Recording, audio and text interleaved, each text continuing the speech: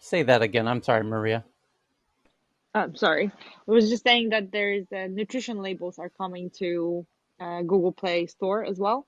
So Oh, not only yeah, but not be only the yeah, yeah, App yeah. This Store is but interesting. also Google Yeah, Play. it's a but the nutrition label in the App Store, what they're referring to, obviously, is there's not protein and salt and sugar in these apps, but there is the way that they use data and how they store data is what Google wants the consumers to understand is how their data is being used and precisely what aspects of your data are they using. So, are they using your location data? Are they using your demographic data, your etc. So it'll hopefully get app users to consider whether or not they want to install some of these apps that are and what sort of data these apps are going to be requiring of you as a user. So it's a new form of So, digital so hygiene. basically, it will penalize the apps that are really bad at hiding what they're truly doing with your data. Precisely. Or it will discourage app developers from asking for data that they may not actually really need and be a little more conscious of everything that they ask for from users potentially. Well, I guess the ones that have extremely good nutrition facts, I would be very skeptical of because that could mean that they're the best at hiding what they're doing. That's my Correct. point. we covered we And we that covered might mean that they're the most advanced and the ones that you should be the most scared of. right, we covered a startup yesterday. I believe it was yesterday or the day before, somebody can remind me, an Israeli startup that essentially seems rather innocuous. It just, it does require some data from you and it helps you in some way. But the real business of that startup is it then partners with lots of other bigger apps and provides them that data. And it's similar to one of the Facebook acquisitions where there was another, a few years ago, there was a little Israeli app that tracks which apps you have installed on your phone, and of course, Facebook wanted to know that. So Facebook acquired this little Israeli startup because they have an interest in knowing which apps you have on your phone. And that's where it gets interesting is, this little app was doing this one little service, actually was doing something much bigger than the users assumed. And that does happen from time to time where it's sort of a head fake in terms of what the app in fact is really doing on your But device. basically, any SDK can read what apps you have on your phone. So Yeah, that's kind of it the used to be. generic. As far as I understand, they've now removed that functionality. There's No, whole this permission asking thing, right? Every time you yeah, open an app, even on Android, they ask you can access this, can access this, can access this. yeah. I see the headline here, and it's being reported on a lot of. But here's the headline from The Verge. It says Google Play's app listings will require privacy info next year, just like the App Store. And starting next year, apps on Google Play will show details about what data they collect, as well as other information about their privacy and security practices in a new safety section in their listing. The announcement comes just a few months after Apple started displaying similar privacy information in the App Store. In the same way Apple's policy covers both its own apps and those developed by third parties, Google says its first party apps will also be required to provide this information. According to Google, the initiative is meant to help people understand uh, the, the data and app the data that an app collects or shares. And that's the important. Yeah, collecting is important, but what they're sharing is also particularly interesting because the point is that apps do share data with each other in ways that users are just not at all familiar with. Yep. So that's I just tweeted coveryourtracks.eff.org, which is one of the most rudimentary ways you can see how identifiable you are despite, open it up on your Safari browser, coveryourtracks.eff, like the Electronic Frontier Foundation.org, and I tweeted it out. And what you'll find is that even with Safari on the latest iPhone and blah, blah, blah, you're still putting out nearly 15 bits of identifiable like that's bits like binary bits of identifiable characteristics. And this is the least advanced version of this thing because the EFF just doesn't have that much money. When you start bringing in artificial intelligence and or machine learning techniques to identify users, this is it's an exercise in futility to keep people from tracking you well enough that they can monetize you. Um, they don't really care who you are. That's not the point. I mean, maybe state actors do, but these companies have more than enough. Like they have more than enough, and no amount of silly rules are going to stop them. Yep. Keep going if you would. I've got here's a headline here that's worth digging into. A look at misconceptions about Bitcoin's energy footprint, including how energy consumption does not equal carbon emissions, its use of unused resources, and more. This is coming from Harvard Business Review. I'll share it from the Tech News Around the World Twitter account in a second. And the title is "How Much Energy Does Bitcoin Actually Consume?" by Nick Carter. And this is a heated debate, no pun intended. How much energy does an industry deserve to consume right now? And it goes on and on. It's a really interesting read, as usual, on the Harvard Business Review. But there's just an incredible amount of back and forth on this. And for those who want to have a good little deep dive into the issue. It's actually not that long of an article, but I encourage you folks to read it because this topic comes up quite often, and it's something everyone should be a little more informed about if they want to engage in that debate, I think. So I will share that from the Tech News Around the World Twitter account in just 2 seconds here.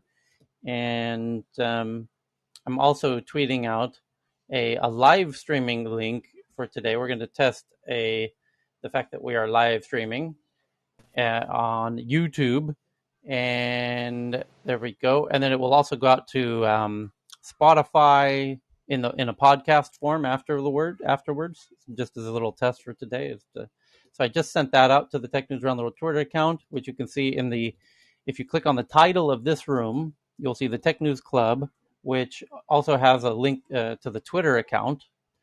And we do hope you follow the club. And by the way, we have friends who are constantly sending really related articles to the conversations we're having in real time.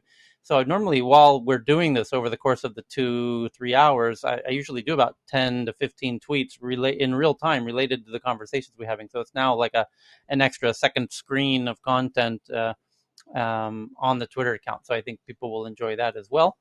But you can share the live stream YouTube link to friends, and also you'll notice there's a link in the bio of the Twitter account to the podcasts because it goes out on now Google Podcast, Apple Podcast, and Spotify Podcast, and other pretty much every major podcasting platform.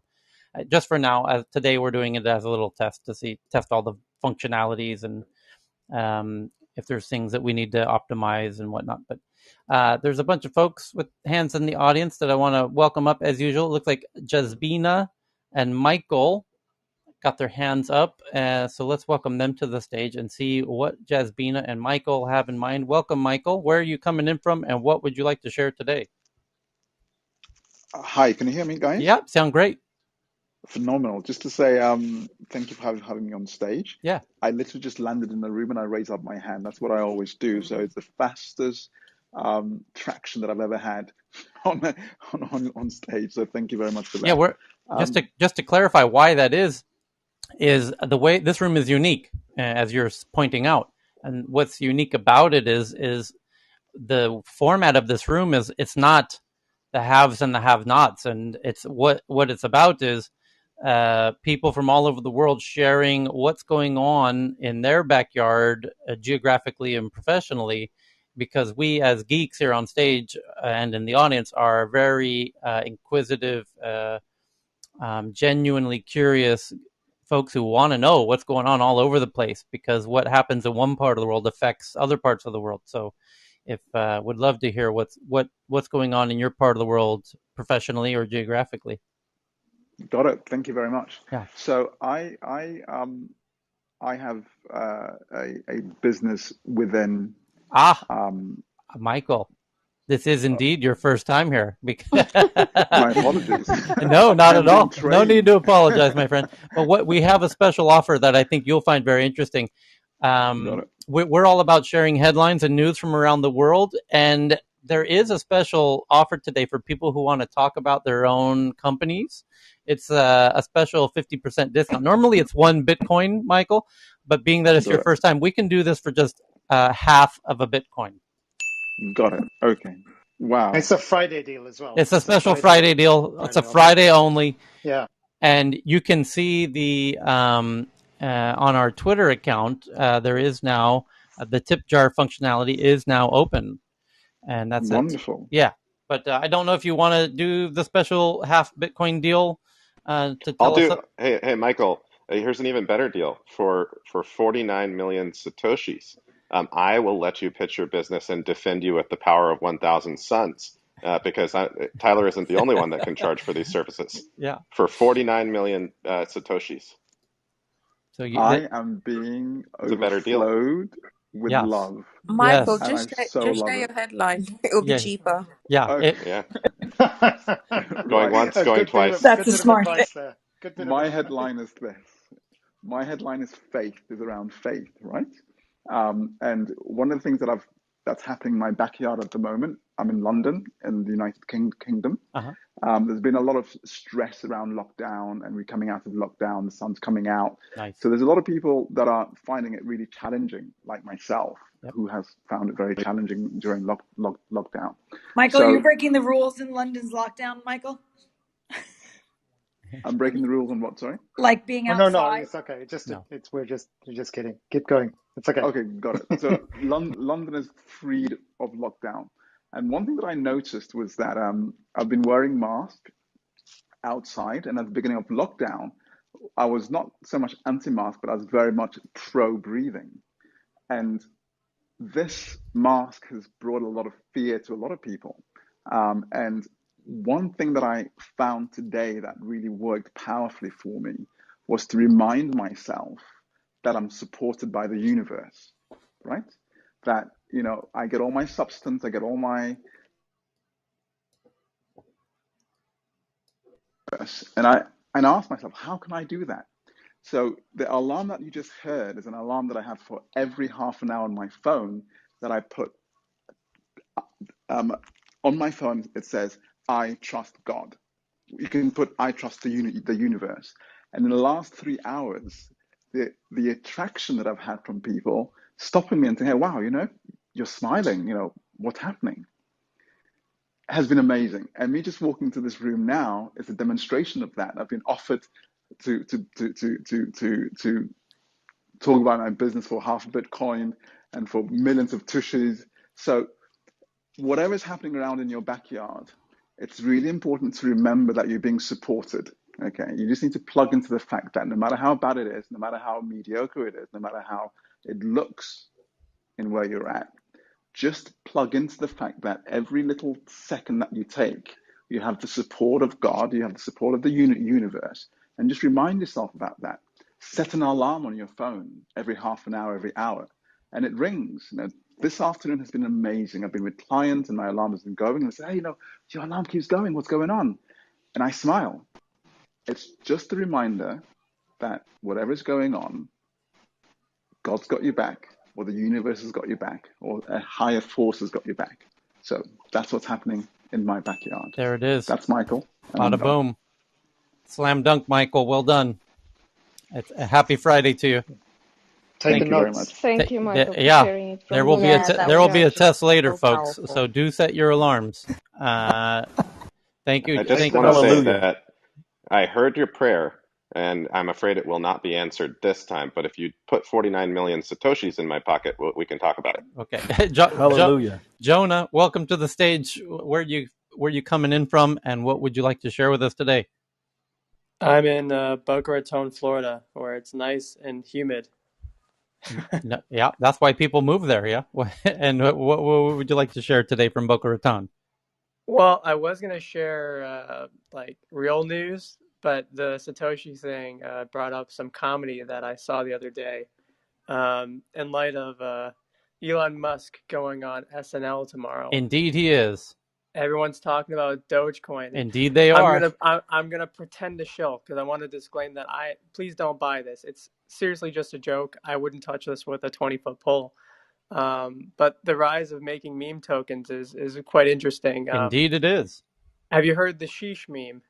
I have don't not. feel like doing the sound effect. I'm not going to do the sound effect, but you can look up what sheesh is in the whole thing because Okay. it's early. I'll but tell the you. bottom line. Speaking of Dogecoin, Ame did a room a few hours ago, And there was a gentleman in this room who had a really fascinating theory about Dogecoin. May, do you remember this?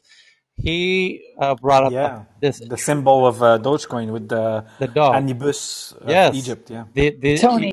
you heard him in the audience. I was like, I thought I was being hypnotized. So this was the most amazing clubhouse moment I've ever experienced.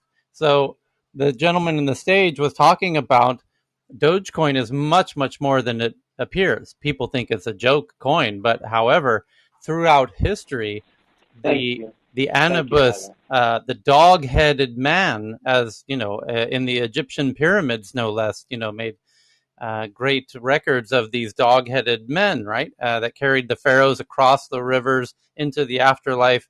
As this when we reach these periods of great transitions over the eons and through the millennia, these dog-headed figures will appear, and here we are with Dogecoin, with this dog-headed coin, just at this moment when we are reaching this the river Hades, as we're going to cross from this universe into the crypto universe as we cross into this new blockchain dimension.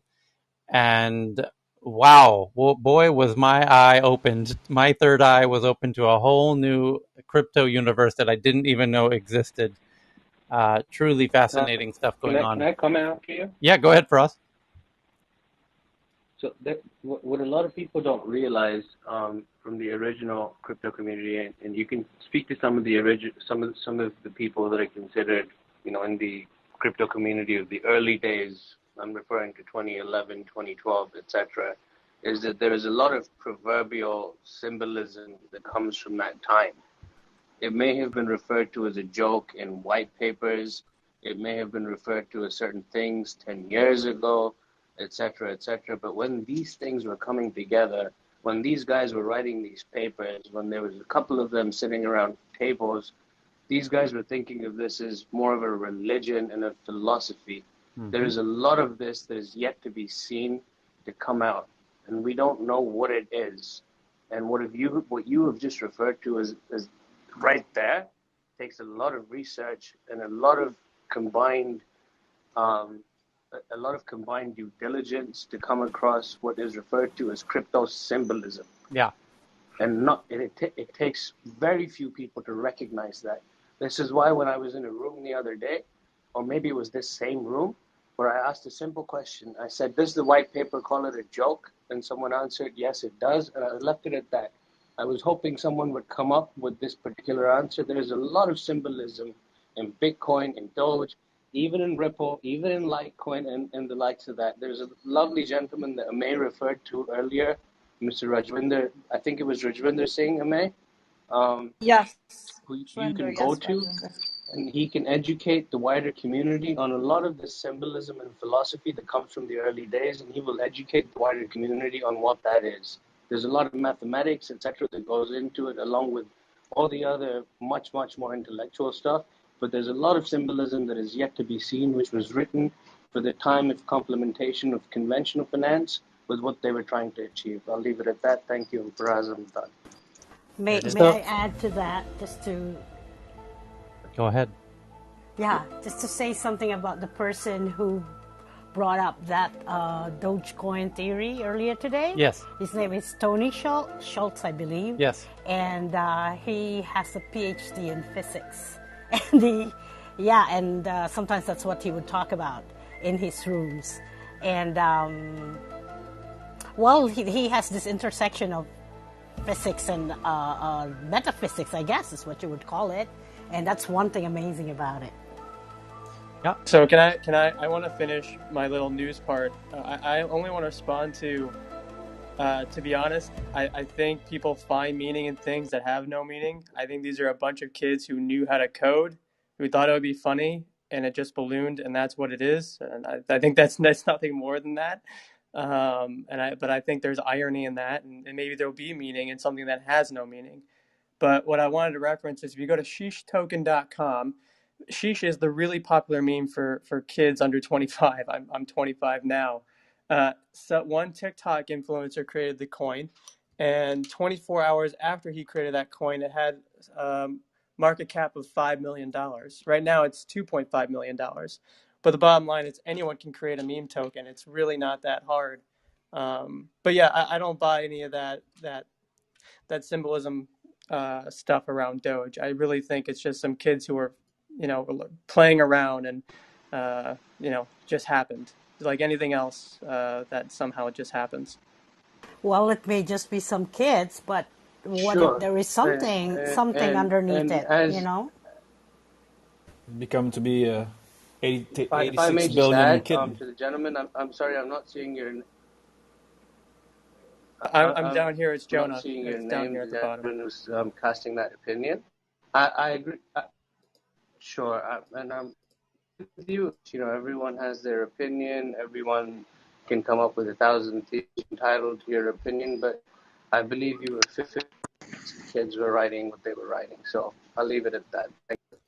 It's probably worth mentioning that Dogecoin was founded by an IBM systems engineer and someone who works at Adobe Systems. So it's Yeah, they're not kids.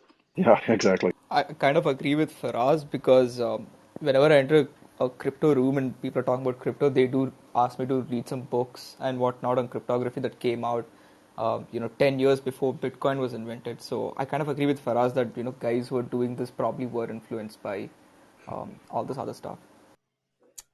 I just also wanted to point out that like the difference between Doge and the other meme coins is like real liquidity. Like if the person who created a meme coin decided to sell for $1 trillion, they probably wouldn't be able to get the $1 trillion because there's no liquidity in their coin. In Dogecoin there is. So yeah. Also Dogecoin was being used in Reddit for tipping each other, so like there was utility. I guess it kind of still is utility there, but right now it's going up, so everybody's holding. So yeah. All money and all valuations are human psychology driven. And when you realize that, you can control the freaking universe like I do.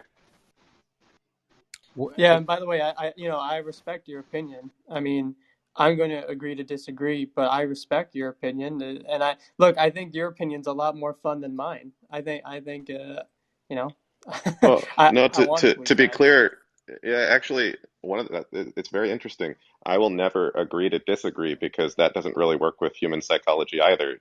Most people let me live rent free in their heads, and so I'm happy to do it. Yeah, well, here we go. Yeah, It's fascinating how you convinced you, Greg, that you live in our heads, though. Who was that? It was me. That was no Tyler. It was the Illuminati, Greg. What happened to Christopher's face? They're playing Christopher's face is Listen, here in his I will head. let you know actually when the platinum level Illuminati members join, I know my place. I'm just a demigod, but one day I might usurp Hold on them. a sec, guys. Hold on a second. Tony Schultz just turned into a dog on stage. Oh, woohoo! It's happening. The truth is out there. I told him to. I get credit. He has a PhD in physics. So he must know how to do it. It's so beautiful, the dog. I'm just looking at the pink unicorn. The dog looks like a rat with long fur. So many good Instagram captions in this. Greg, So, you don't like chihuahuas or small dogs? I mean, all bark and no bite. Let me just tell you what you're looking at, because I think there's maybe a lack of education in. Was I at least close? In what kind of symbols are being tossed around. So the symbol of the dog-headed man is thousands upon thousands of years old, right? What you're looking at is a small dog on top of a unicorn, right? That's in the zodiac, right? And it's been there for thousands upon thousands of years. So when we talk about it's just a meme coin or it's just anything symbolic, I think people need to do their homework. Right? Like, all shifts in human consciousness happen on scales that no one person can really wrap their heads around. So, I thought a small dog on top of a unicorn was like Elizabeth Holmes running Theranos. Sure, Greg, but then you also understand that some things need to remain hidden until they don't need to remain hidden, right? So anyway, wow. Everyone's got I an mean, I don't opinion, know if you feel and threatened, we can and argue that's about why. this for ages, and Oh no. only the people who wrote this know the end truth of it, and we can all come up with arguments around it. I can, you can, 100 people can, but at the end of the day, it is what it is. And This, Faraz, your voice with this musical backdrop is freaking amazing. And Like, and maybe the Agreed. great human consciousness that we have is the market, right? That's our Godhead. And if we want to look absolutely. for truth, we look for the truth that the market shows us. So Oh, wait a whatever second. kind Like, of this is supposed to creep me hold out, on, not give me an erection. I'm just gonna like finish what I'm saying, Greg, and then if the I'll market, leave. if the market No, shows like, I'm anything, digging, if I'm, the I'm market digging your shows chili, us Tony. You can anything, stroke your I'm ego, digging your give me a chili. second. you can Guys, do You're getting whatever me hot and bothered. give me a in second. private. You're getting Tony, me hot and But if bothered. you can Woo. just Greg, like can you language? hold yourself, Don't. Greg, We need an Can you alarm. if you can language? just hold yourself. Okay, I've muted everybody. First. Hold Ladies on. first. Please. I had to put I mean, on. I was summoned here. Did it I work? have enough, and I don't really need to Doesn't share work really. what I Like, know Christoph is with face. anyone here.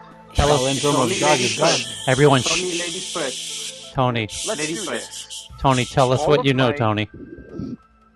All of my writing and all of my code is on my GitHub. You guys can sniff through and get what you want. If you can't read code, learn to code and get with it. But if you're not holding your keys and you don't know how to do Ladies cryptography first, on your Tony. own, then you're really not anything much to talk about. Tony, I ladies. might hire a Tony, developer to go through your code. Tony. Oh, is he gone? Tony, if you want to learn to code better, He's you gone. can talk with me. It's gone. okay. He's gone. Tony's Yeah. gone. How Okay, smart. here's something. No, here's really Oh, smart. do you want to learn to code? Now, let me tell you something about Tony a little bit. Okay, he will come into the room and talk about what he talked about. If something triggers, then he just might disappear. Don't take it personally, but that's just the way it is. Some I don't people take it have personally. different. Well, why? He's like the Loch Ness monster. No, I don't. He's I something. don't. Some people have things about them He's that like he's that like a they crypto need to Sasquatch. handle. They need to handle this the way they handle it. That's just it's me. totally fine. Right? Diva, Yeah. why So are you defending the guy, Diva? because I what's know the him. difference? Because I know him. Oh. Okay. But that's was what it anybody is. attacking him? Well, it's a relative thing. Okay, so let me put it that way. All right, it's a let's move relative on. thing. Okay. All right. Let's Yes. move on. Good. Because Thank there's no point you. defending Okay. somebody because that's not going to go anywhere. We don't want to. Let's not get the Illuminati involved. Yeah. Yeah, the last thing you want is the Illuminati fighting with each other. It really doesn't turn out well for the plebeians. Can we do a quick wait? I have an Uganda- idea. Can we do a quick poll and find out who in the room is a Freemason? Maybe we just do a show of hands. If you flash your mics, if you know the secret handshake, Akil. I didn't know the Freemasons made it to India, but okay. So it's a diversity. Tyler, they've made it to Africa as well. Yeah. Pakistan too. Pakistan too. They're everywhere. Yeah. Does anyone watch the Da Vinci Code in the last 3 days? No. Okay. So let's get into more headlines. So flash your mics if you have a headline. Akil, go ahead. Hi, Tyler. I think Monica has been trying to share things since the afternoon until now. Oh, yes, Monica. Sorry. Tyler, you are not giving South Asia space, but I have a news headline from China. Okay. Where is Lian? I don't think he's here. But there is an interesting and almost crazy news from China, which is that the People's Bank of China was actually collaborating with Ant and Tencent to develop the Chinese digital currency. Ah. Now, this is news because, as you know, Ant has been under the scanner and under their radar for a very long time, especially after their IPO went bust and it was pulled back. And also, Jack Ma has been in the news for all the wrong reasons, almost going into hiding. Yep. But there is a digital event that is happening in China, which is called the Digital China Summit, which has a poster in which Tencent and Ant Financial have actually said that they have been working with the People's Bank of China for this currency since 2017. Now, let me ask you something very important, Monica. On this website for the Digital China Summit, is there or is there not a dog-headed man on the website?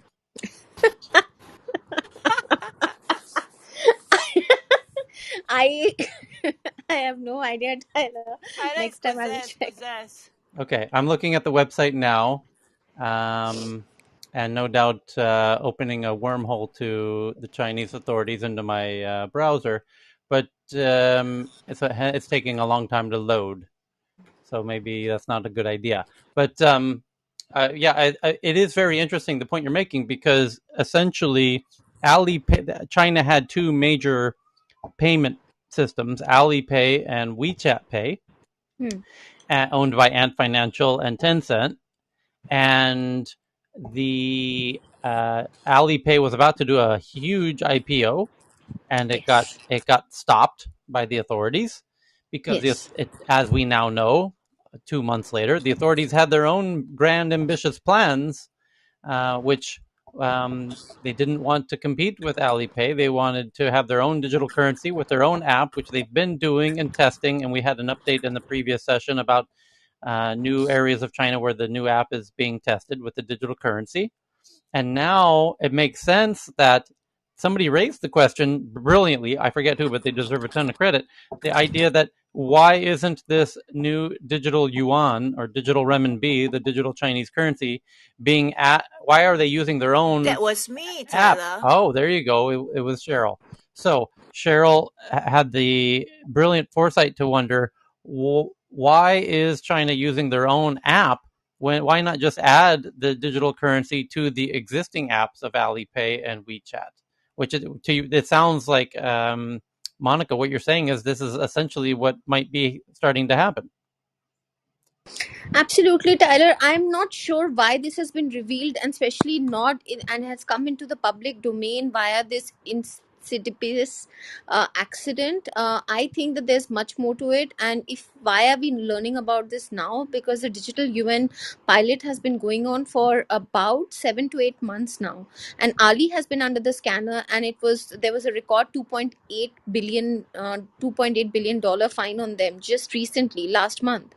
So it just is not adding up as to how all these players are suddenly all working together when the Chinese government has been actually clamping down on their monopolistic ambition in China. Right. Yep. As well as, of course, regulating them, so that all the data that they actually possess currently, including remember, Tyler, we've had this long discussion about the lending business in China and other places, the buy now pay later, etc. Yes. And this is huge in China, which is because the bank Alipay and WeChat Pay don't have a skin in the game, and the regulators are actually asking them to have this loan book, so that they actually have a little bit of skin in the game in case loans go bad, and not be riding on public lenders.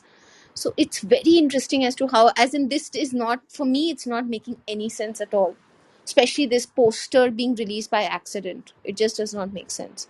Yeah, I think they're going to, as Cheryl very presciently expressed in the last session, it's inevitable that they will force, for lack of a better word, Alipay and WeChat Pay to use this new digital currency, because that's what has all of the adoption, because people aren't using the government's own app, and it would be a little strong to force everybody to download this app. Why not just integrate it into the app they're all using? Seems like the smart move. So it's going to be very interesting to see. And that event that you're talking about apparently starts tomorrow on May 8th. Super interesting indeed. It's as always, these headlines come every 24 hours, every 48 hours, and we try and keep updated on what China's doing with their digital cryptocurrency. And now, how long will it be before India introduces theirs, do you think? 2 years. I was in a room with Nandan Nilekani. They said they got the thing started with the government and they have a timeline of 2 years, but that can change. And then they gave people a deadline for when they need to kind of liquidate their Bitcoin holdings? It was something like 6 months? No, Tyler, that No? was supposed to come out as a regulation, but it never did. But what is really interesting this week is that they've done something even more interesting, that the banks are now left up to their own fruition and their own regulatory and compliances, which was the news yesterday, to take a decision on whether they want to support crypto or not in the absence of any regulation.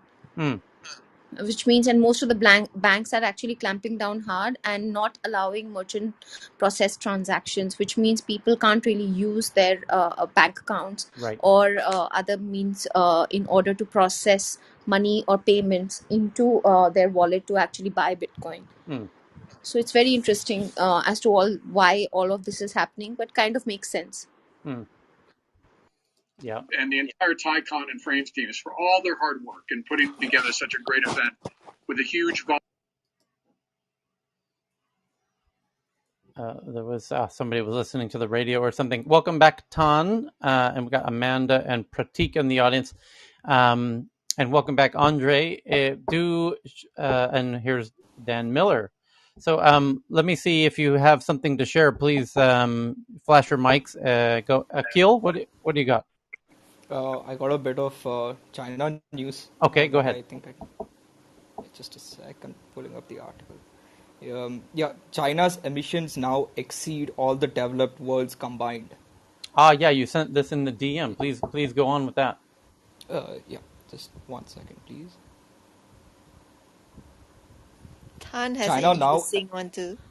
China now accounts for more greenhouse gases emissions than all of the world's developed nations combined, according to new research from Rhodium Group. And they kind of have a graph called Pollution King. China emissions of 6 heat-trapping gases, including carbon dioxide, methane, and nitrous oxide, rose to 14.09 billion tons of CO2 equivalent in 2019, edging out the total of Organization for Economic Cooperation and Development members by about 30 million tons, according to the New York-based climate research group. And I sent you the article that's linked to this, which is pre-estimates of 2020, and the pre-estimates of 2020 say 2020 estimates it's gone up by 1.7% more than 2019. Yeah. Dan, does that fit with what you had? Is it a surprise to you, or is this? Well, no, that I saw that one, but I didn't. This is definitely related, and also related to the fact that you were talking about how you live on an island in Thailand, right? Yeah. How far above sea level are you? I'm at sea level, but I'm on a hill. I'm on the largest hill on the island, so I can go up to about 300 meters above sea level. Oh, okay. There you go. Well, this is an article. Overshooting 2 degrees C risks rapid and unstoppable sea level rise from Antarctica. And basically, it talks about how the Paris goals are 1.5 to keeping temperatures down to 1.5 to 2 degrees C above pre-industrial temperatures. And at that level, the warming would continue at a steady pace. But but the Paris Accord actually, the actual pledges, and that last article as well, says we're on track for 3 degrees C of warming, or I would think actually even more. And when that happens, then these new models of sea level rise and the nature of ice in Antarctica and stuff show that there would be a rapid sea level rise that would be, kind of mind blowing, by the way. The last time temperatures were what they are today, sea levels were, I think it says, I missed it, but like 6 to 9 meters higher than they are today. That's when the temperature was the same. That was 125,000 years ago. But to go back to where they would be at 3 degrees warming, then you have to go back a few million years, and then sea levels were about let's say 20 meters higher. Actually, and then you could look at it a different way. The last time the CO2 concentration in the atmosphere was as high as it is today, which is about 420 parts per million.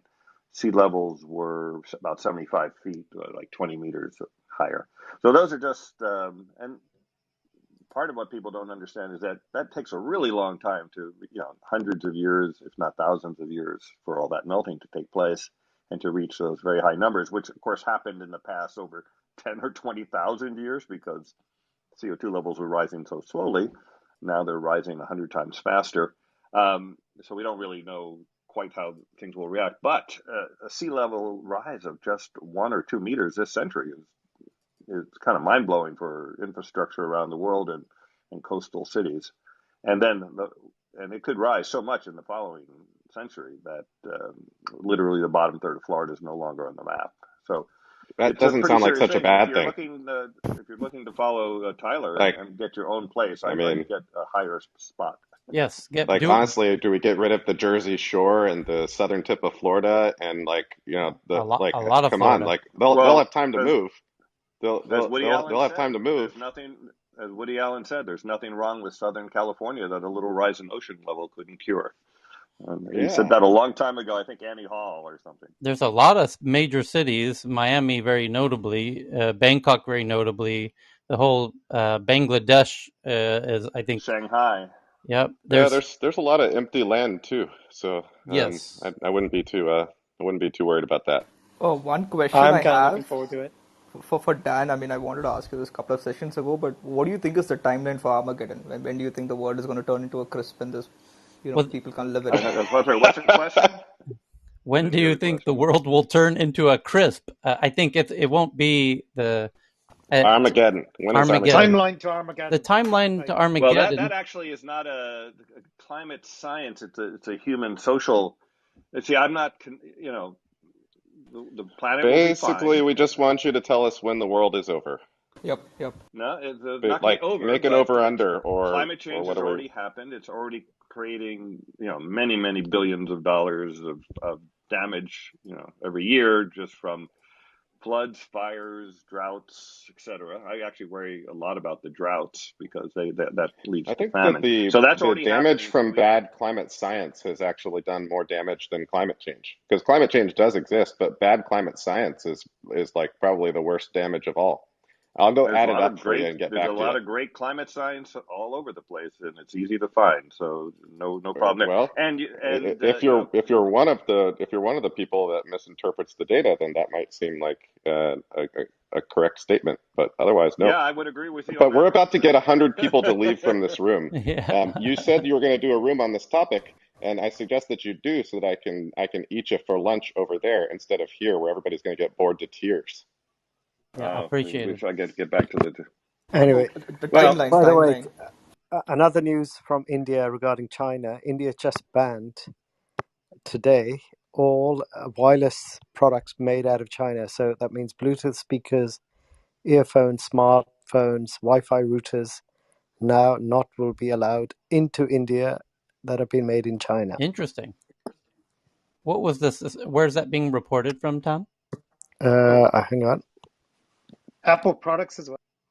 1 second. Yeah, apparently all this is in. Well, it's in Reuters. It's in Reuters. Good enough for me. The interesting thing about that is it will probably force many manufacturers to relocate, perhaps to India. And that might be part of India's move, as they could put pressure on China.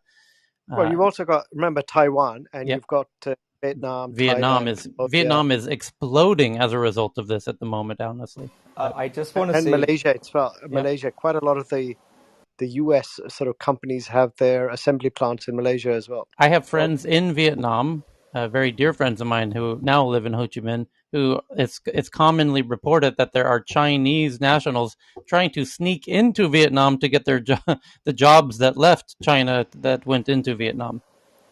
We are making iPhones and Xiaomi phones in Bangalore at manufacturing plants in India already. So Xiaomi very intelligently realized that if they didn't do that, they were going to lose the Indian market, and that the smart decision was to start hiring in India so that Xiaomi wasn't blocked from the Indian market. I think Xiaomi is brilliant for doing that. Well, a lot of the Chinese companies, in the last few years did shift. Right. For example, some of the domestic appliance manufacturers moved their plants to Mexico, Nicaragua, as well as Egypt, Jordan. And then in India, there's been a huge amount of investment from Chinese companies coming through Singapore, Maldives, UAE, and the Seychelles. Yeah. So, they're going to go where the money is. They don't care about borders. Speaking of moving and the ocean tides rising, there's a really interesting, the entire of Jakarta, the capital of Indonesia, is the the government is trying to move now because it's in the process of becoming underwater, and they're moving to a new island, moving to Borneo, and to deal with I'm trying to remember the maker of the documentary that's covering this, but it's one of the most ambitious projects on the planet, other than the One Belt One Road initiative, to move the entirety of Jakarta to Borneo, which is very well documented underway. It's a massive undertaking, but it's entirely driven by the fact that Jakarta's sinking, for lack of a better word. No, there's actually more to that story than you would imagine. It's not only the city sinking. The thing is that the sewage and water possibility, the water treatment plants, both for the sewage and for the water, is there in the region, especially around Jakarta. So they need to move to solve that solution as well. Yeah. Johan, done speaking. Thank you, Johan. Tyler, there might be an uncelebrated benefit from the rising sea levels. Looking at a headline on BBC just now. Okay. On the imminent re-entry of a bit of Chinese space junk. That's right. Over the weekend. Yeah. There's a statement from U.S. Defense Secretary Lloyd Austin, which it might be brief, but it's incredibly reassuring in its detail and its technical prowess. He says, "We're hopeful that it will land in a place where it won't harm anyone." Right. U.S. Defense Secretary Lloyd Austin has said, "Hopefully in the ocean or someplace like that." Yes, but we don't know. We're not sure. Which is terrific. It's so the more ocean, the safer we are. I would just like to look. Even I have limits, and we're really digging on an unrepresented group here on Clubhouse, and it's the whales. We need to worry about the whales. Whale lives matter. Come on. So speaking of space Tyler, junk entering, yes. I need to hear you say it. Yeah, we need to preserve rugby. I'm not falling for that trick. So I think we need to preserve rugby, and what else do they make in Wales?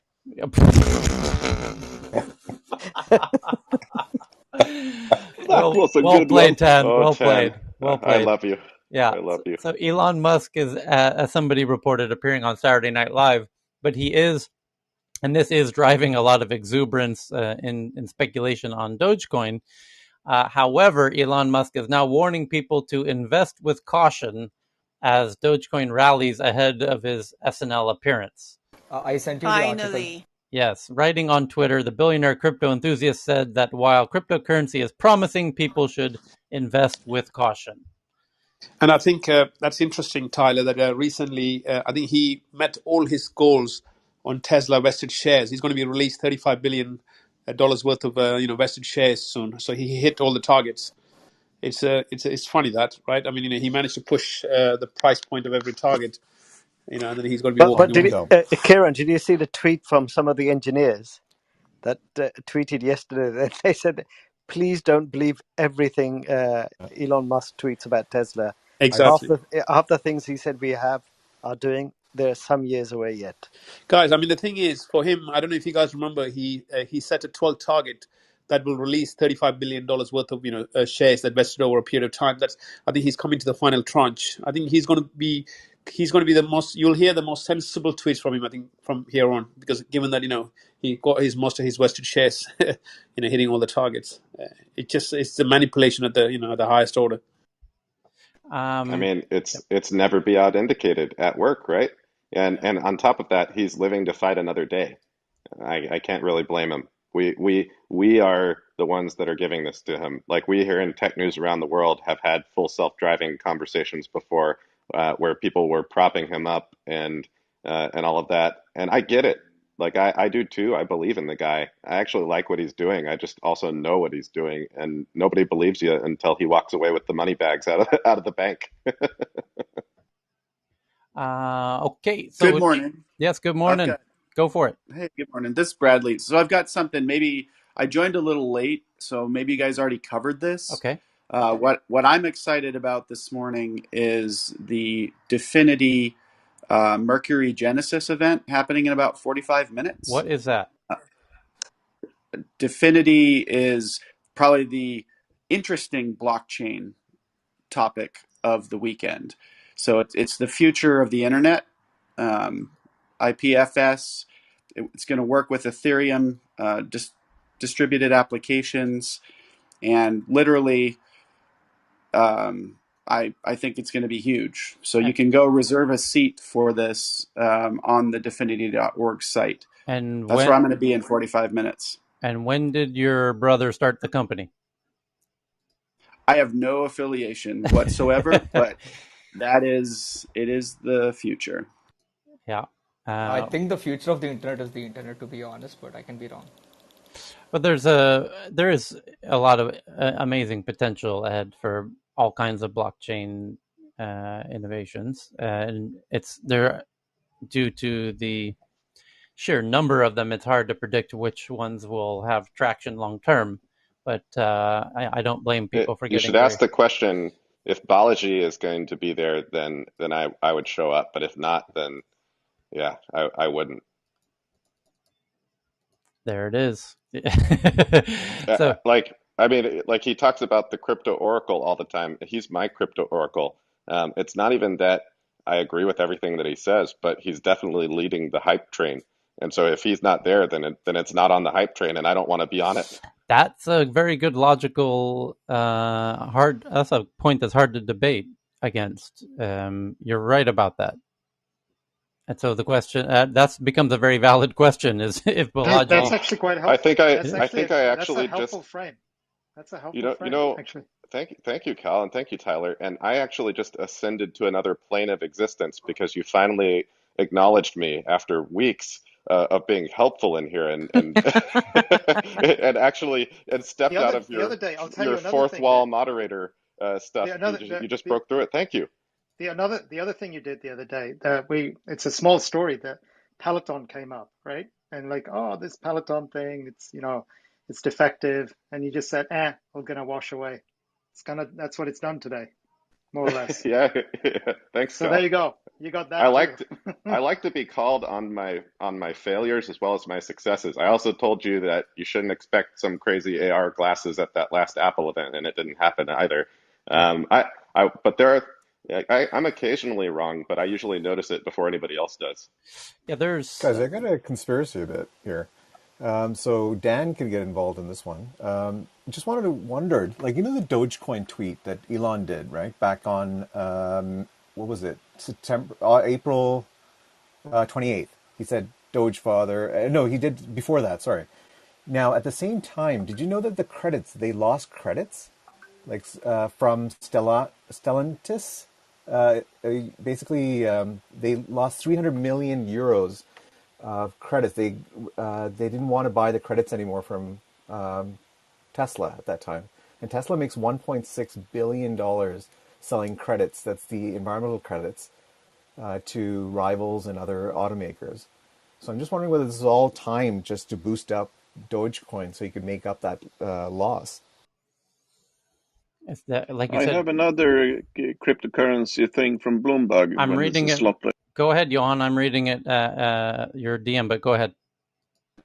The thing is that apparently there have been a targeted Telegram crypto scam regarding some coin called Reddit's Wall Street Bets Forum, where targeted a probable cryptocurrency scam which left its victims with at least $2 million in losses. They have been using the Telegram messaging services.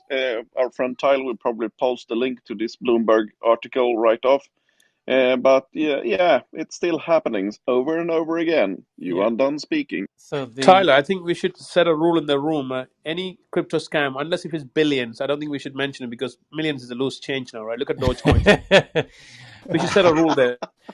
Yeah, so on this one, just to add a little color here, what Bloomberg is reporting, that the Wall Street Bets Reddit forum, which is what led the whole GameStop, short squeeze, fiasco from a month or two ago. That whole community is now being targeted in a Telegram cryptocurrency scam, whereby they are being enticed to buy new coins that are, in long story short, are junk, and they're going to get scammed. And perhaps not that surprising after all. And yeah, it is what it is. That's part of the fun of being in the Wall Street Bets community. Perhaps that's part the tax that you pay for being part of that community. We Can have, I? yeah, you can. Maria, go ahead. Or was it It's Liz? Liz. Yeah, sorry, Liz, Yeah, go ahead. it's Liz. I wanted to share some African news, and Do I'm it. glad Juana is in the room. So, Yeah. Uganda has introduced 12% internet data tax, and so now what it means is that users will have to pay in order for you to be on Facebook Live. You would now need to pay 27 US dollars. That's how high it would, that's how much it would cost you to just be using the internet.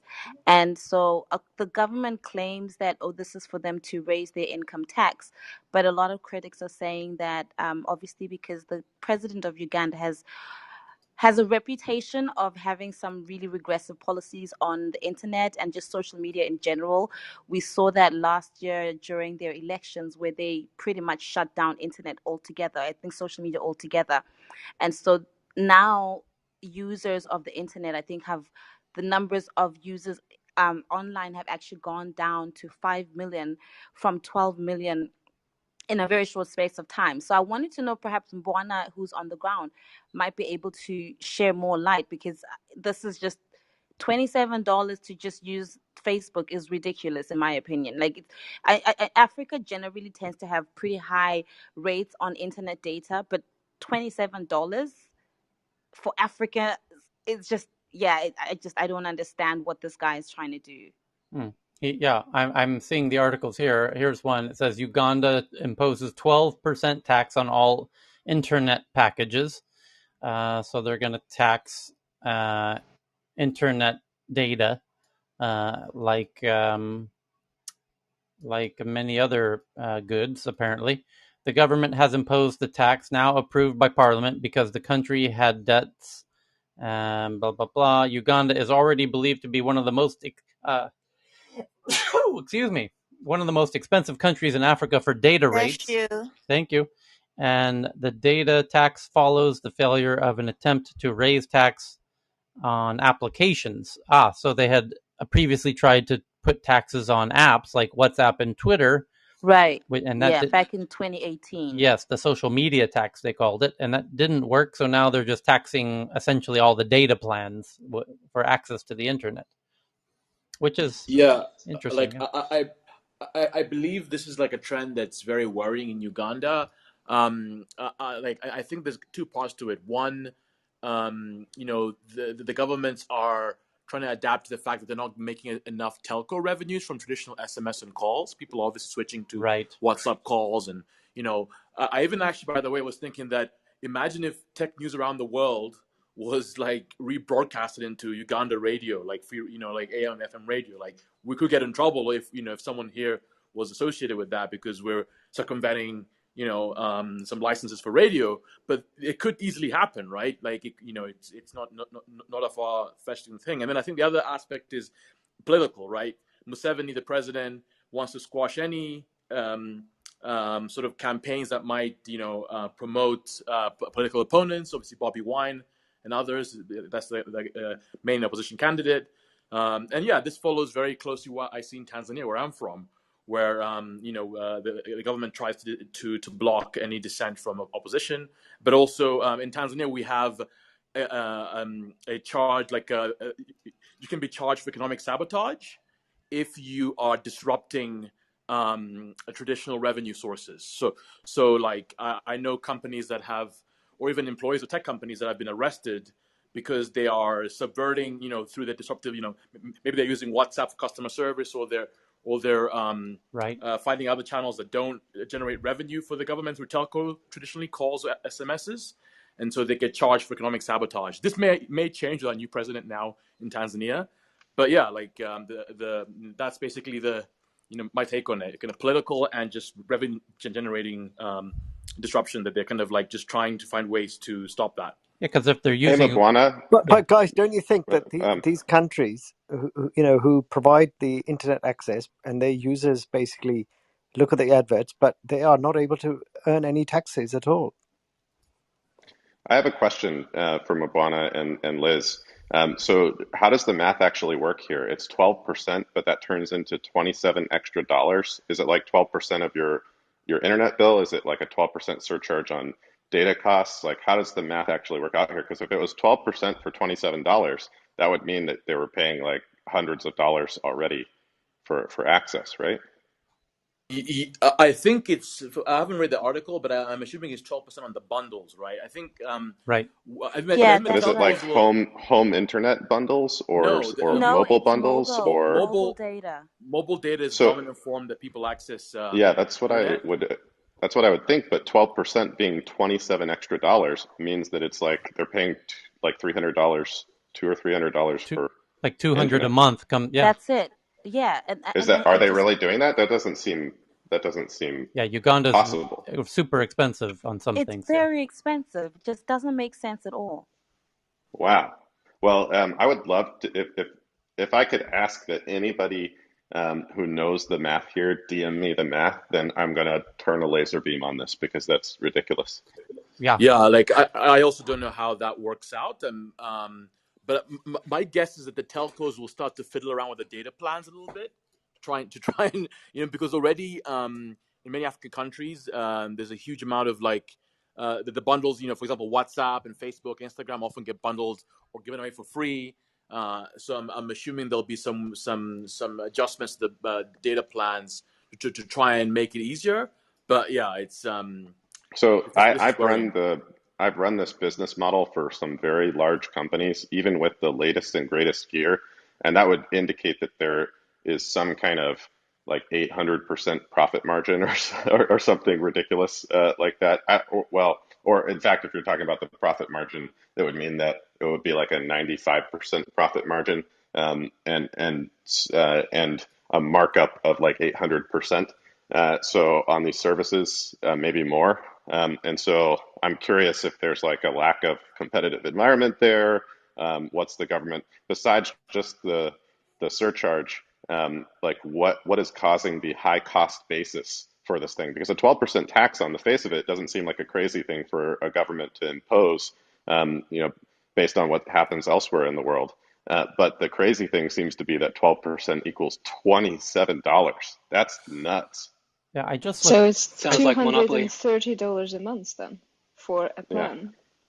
I just looked up the That's cost. insane. Yeah, I have the data right here. It's from Numbeo, which can tell you the cost of anything in any country in any currency. So I'm looking up cost of Uganda, and it's got everything you can imagine from Coke and Pepsi and water and beer and oranges and tomato, et cetera, et cetera, et cetera.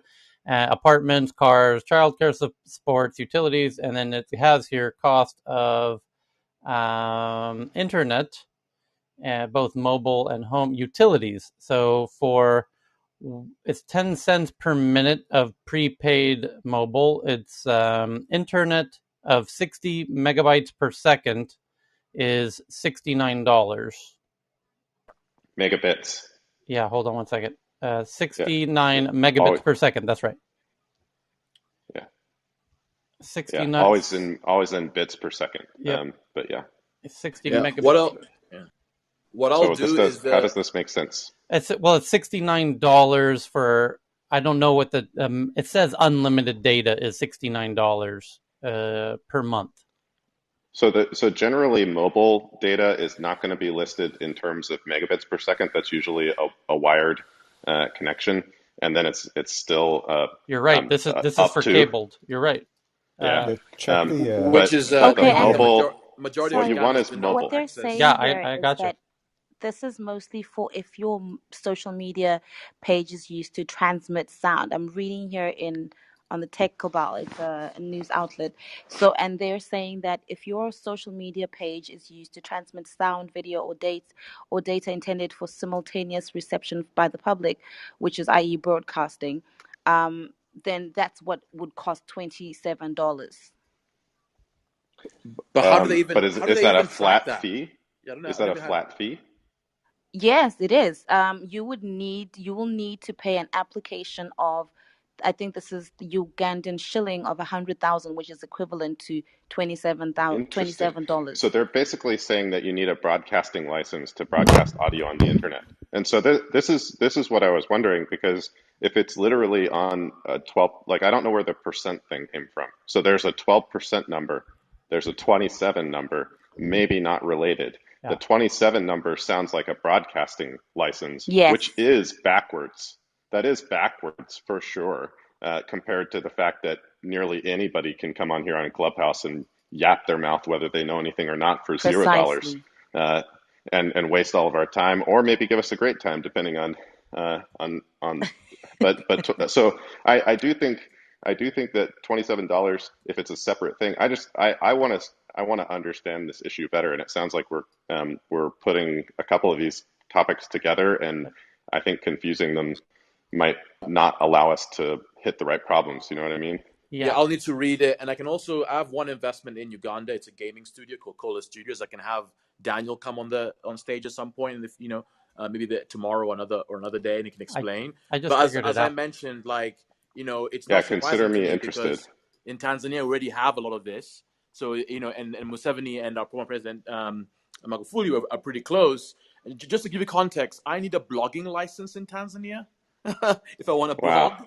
Wow. So I was shocked initially about 3 or 4 years ago about this, but it's become pretty standard now, and a lot of this kind of moves by Well, government. Mobwana, Actually, in UAE, you need an influencer license as well, which is about man. $3,500 a year. Okay. Influencer license. Actually, How does that work? for all you folks who want to who have to do influencer licenses, blogger licenses, or broadcasting licenses, get in touch with me and let's do a room on tactics you can use to get around this stuff while we also fight the good fight and get rid of it. Because set up a satellite at Greg. So here's what's the impact of Starlink on stuff like Starlink. You guys, I can make the numbers make sense here. So MTN is one of the largest data providers in Uganda. They have monthly, if you go to the mtn.co.ug website, you'll see their monthly bundles for mobile data.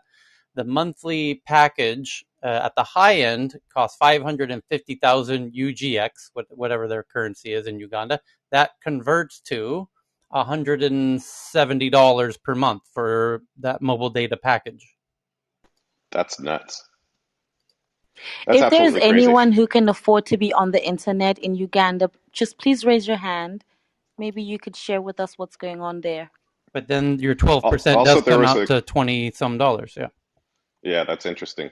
Also, the Akil mentioned Starlink. I'm a big believer in Starlink, but it doesn't solve this problem.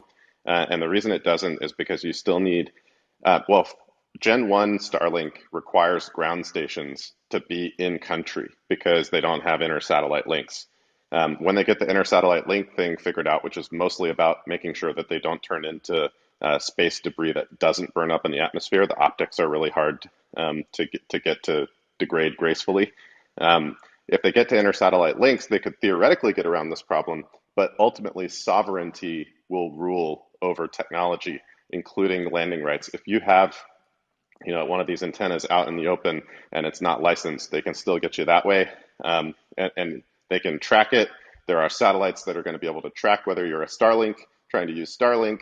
Oppressive regimes with weapons will always win over technology near as How about closed networks, decentralized networks? That's better because essentially what you're going to do is try to use side channels and steganography, or encryption in mass. But it's really easy to, like, for example, for Tor, it's really easy to tell whether somebody is running a Tor node. And so it's got to be, the problem is for any high bandwidth stuff, the high bandwidth makes side channels hard.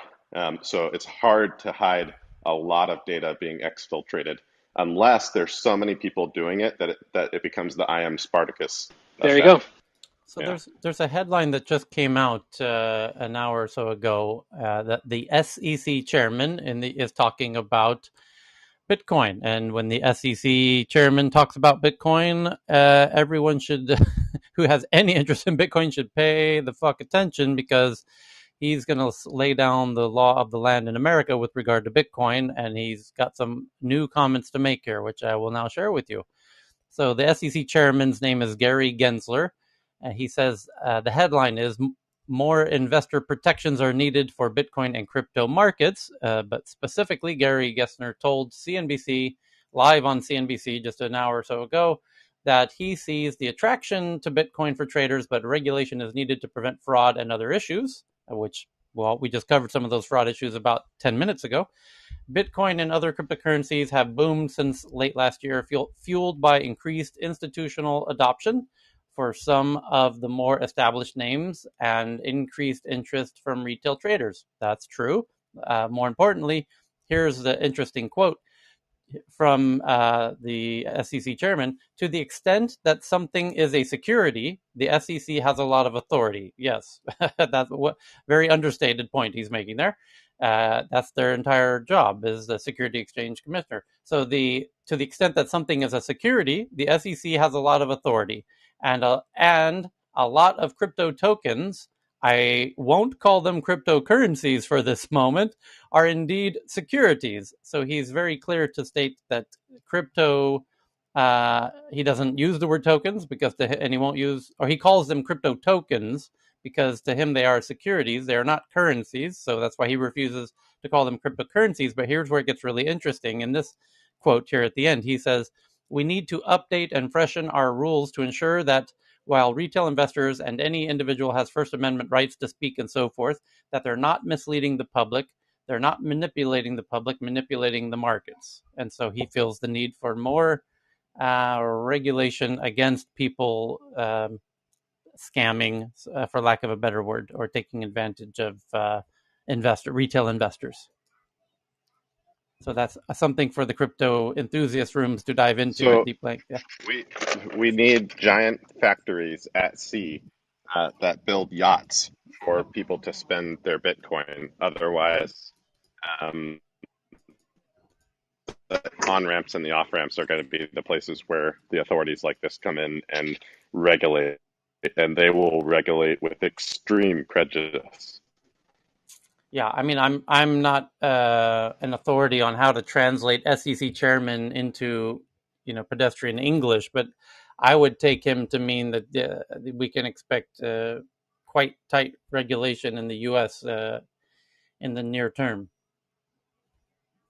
Yeah, the SEC is not actually the one to worry about. They're relatively toothless, but I think when the full, when the curtains fall and people realize what Bitcoin could mean and what cryptocurrencies could mean for freedom, sovereign nations are going to move, and they're going to move with far scarier, far more diabolical, behind the scenes stuff than the SEC chairman.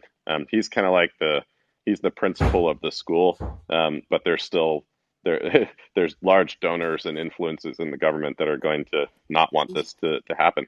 He's not the school bully, right? But the school bullies will come out. Yeah, He just give the warning. He just give the early warning.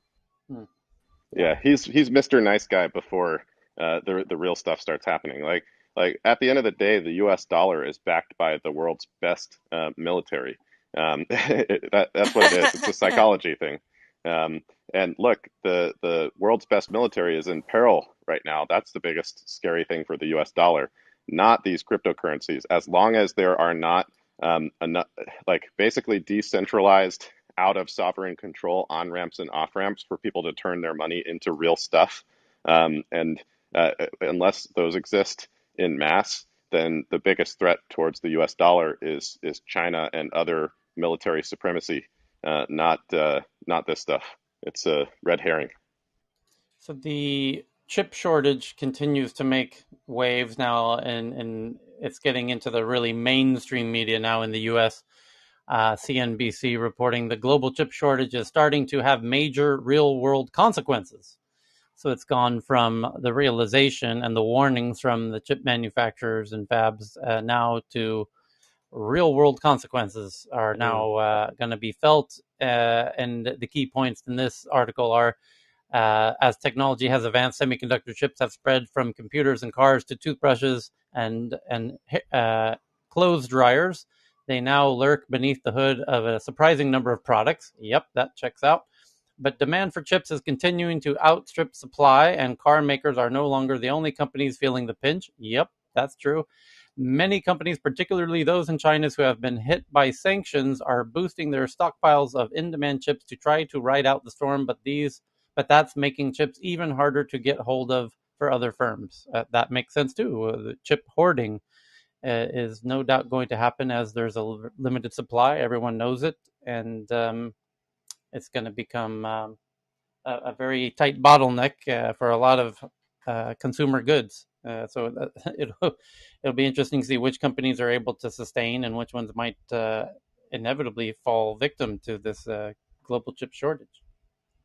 Yeah, this is why fundamental part of my investment portfolio is actually lasers, which I'm very happy about for a variety of reasons. But we really need to decentralize chip fabrication. People think that you've got to have a giant centralized infrastructure to get the economies of scale, but it turns out that you don't. So I think more chips being produced in a backyard near you, supplying these companies and putting some resilience to the supply chain is really what we need to do. We need to stop centralizing everything, because the untold costs of centralization are this. This is like this never got worked into the model. And so the model was stupid because we all could have predicted this.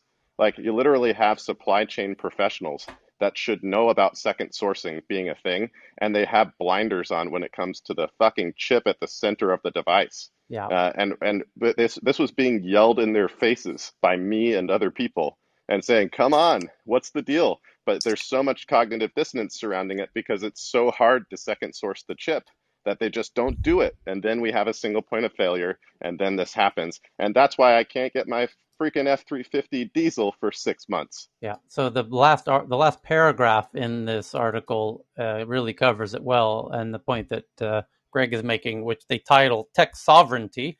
Nations are now being forced to think about how they can increase the number of chips they produce.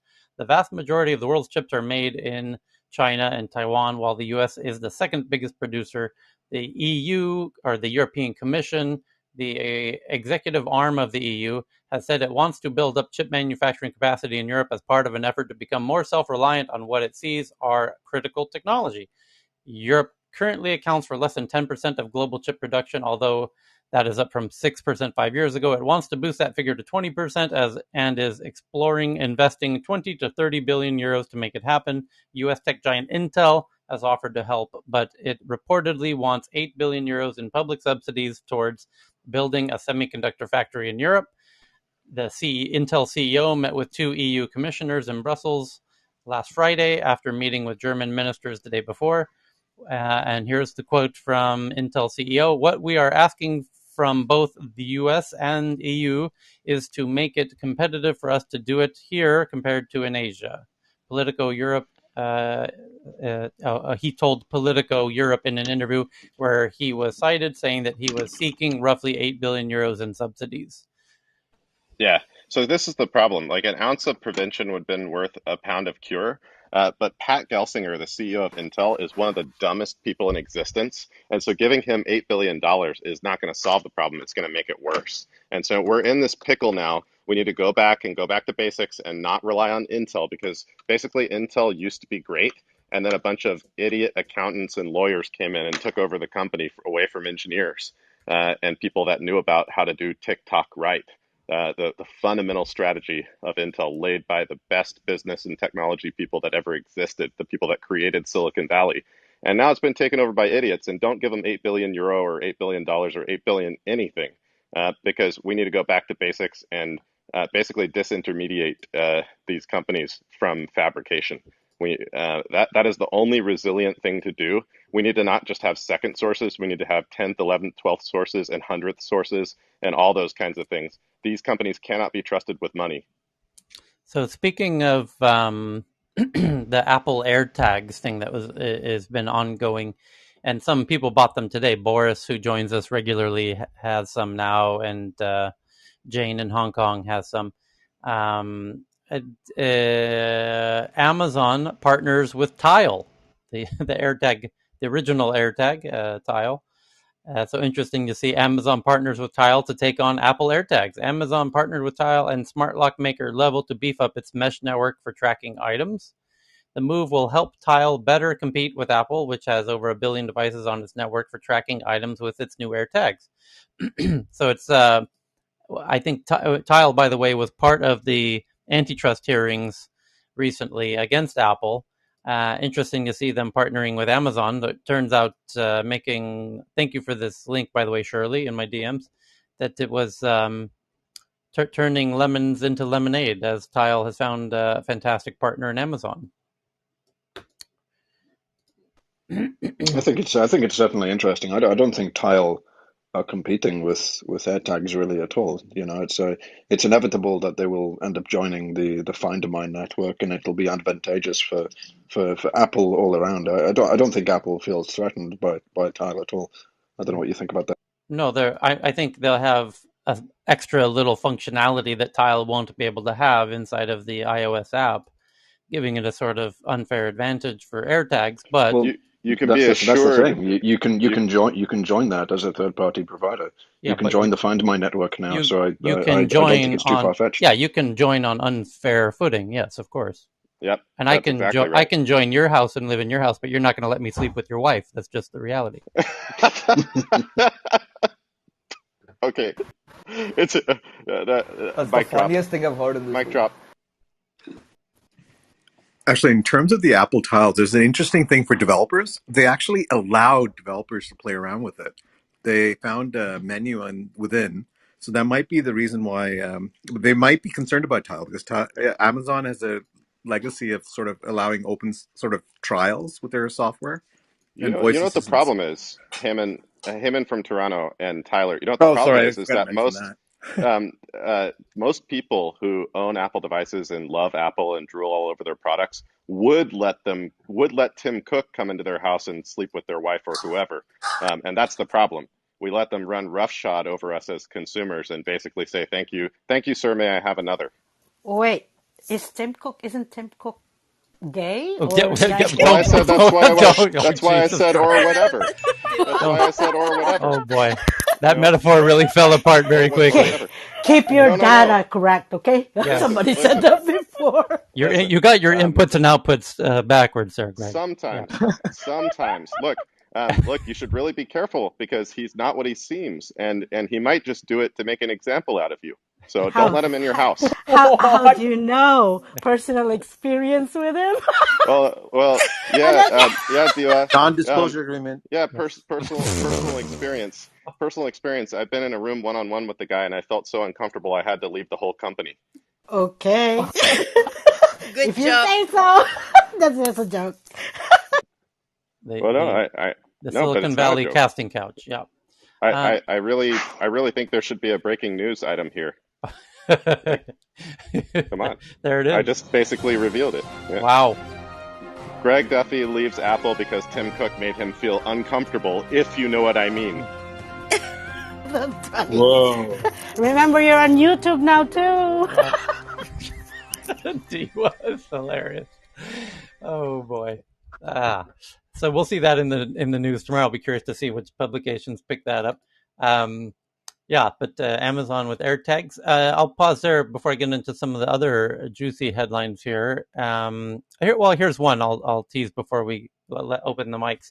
There's an article about documenting which tech companies are leaving or downsizing in the Bay Area, notably the Soma area. And as the article points out, it says the coronavirus pandemic has fundamentally changed the way people work, with massive offices in the Soma area of San Francisco going empty and tech workers making an exodus out of San Francisco to places like Texas for greener grass, cheaper rent, and non-existent state income taxes. The result has been not only employees relocating to work remotely, but also a string of high-profile companies moves in 2021, either shifting their headquarters, expanding to cities outside the Bay Area, or simply putting their San Francisco offices up for lease.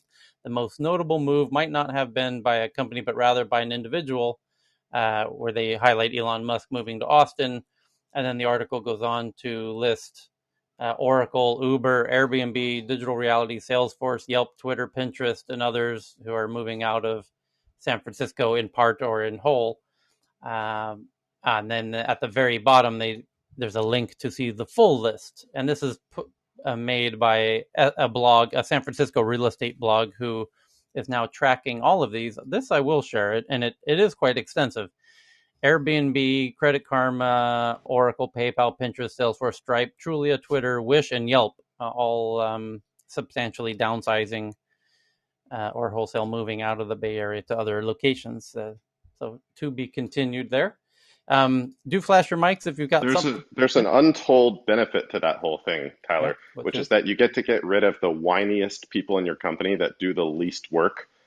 Whether they're smart or they're dumb, it doesn't really matter. They waste a bunch of time on stuff that doesn't matter to the core of the business. And whether you like that or not, if they're doing that, if they're wasting time that they should be spending in their own social time, in their own personal life and work-life balance and all that kind of stuff, then you're going to be a better company because you're going to be more maniacally focused on the goals that your customers care about. Yeah. Somebody just sent me a message on Twitter asking for the details of the upcoming African Startup Showcase Pitchathon, and so I just replied. Is Lacan? I will reply to him. It is Lacan. I just replied to him. Yeah. Great. Okay. And it's a perfect context to do a reset as we're at the top of the hour. So basically, we do the tech news around the world here now twice each weekday, Monday to Friday. You can see the schedule by clicking on the title of the room, and where you'll see the Tech News Club and schedule of upcoming events. And there's a whole bunch of really cool upcoming events, by the way. Let me just highlight, for those who are not capable to click it, let me just give you a little bit of context. You've got coming up on May 9th, Global Human and Organ Trafficking, led by Florina. I can't wait for this one, where we're going to dive into the human trafficking and organ trafficking and how that's all happening on a global scale. Empowered in part by social media, which I have firsthand experience to here in Thailand. And then you've got another upcoming event on May 11th, Digital Inclusion, a Tech for Impact one with Florian leading that one and others. And then there's a Tuesday MedTech News led by Ben, which will be fantastic. The Metaverse is back again, which Victoria does a fantastic job of. I think this is the third or fourth time she's doing that one with Michael, and I love that one. And then Ben and Donna are doing the midweek Bitcoin crypto news. And then there's a Tech for Impact, again with Florian and May and others. And then the one that the gentleman Lacan was asking about is on May 27th. It's the last event in the carousel. If you swipe all the way to the right, you'll see May 27th. It's all about African investors and African startups, and we're going to try and make some deals happen live in Clubhouse, as we did just a few days ago for Asian investors and Asian startups. And yeah, fingers crossed. We're still got plenty of time to ramp up that event. So if you know really good African investors or really good African startups, we're going to cherry pick all the best and put them on stage together and make magic happen for everyone to watch and learn. And everyone directs their messages to you, Tyler, right? Your DM. My Twitter DMs is the right way to do that. Yeah, thanks for that. And that does bring us to the top of the hour. There's Todd in the audience raising their hand. Welcome back, Michelle and Justin. And Elena using Chris's image is quite concerning. Welcome, Heather. I don't know that we've met before, but if you have something to share, please don't hesitate. And Aya Allen, and also welcome. And good to see you, Dave and Jan. So anyone who has something to share, please flash your mics and we'll go kind of top down here. So Mr. Singh, welcome. What do you have to share today? Hey, hi. Thanks for the opportunity. Sure. There's some big news coming in from India, which I thought was really important for the audience. Okay. Huge fan of the club. So the article says Indian biotech startup reporting early cancer detection breakthrough.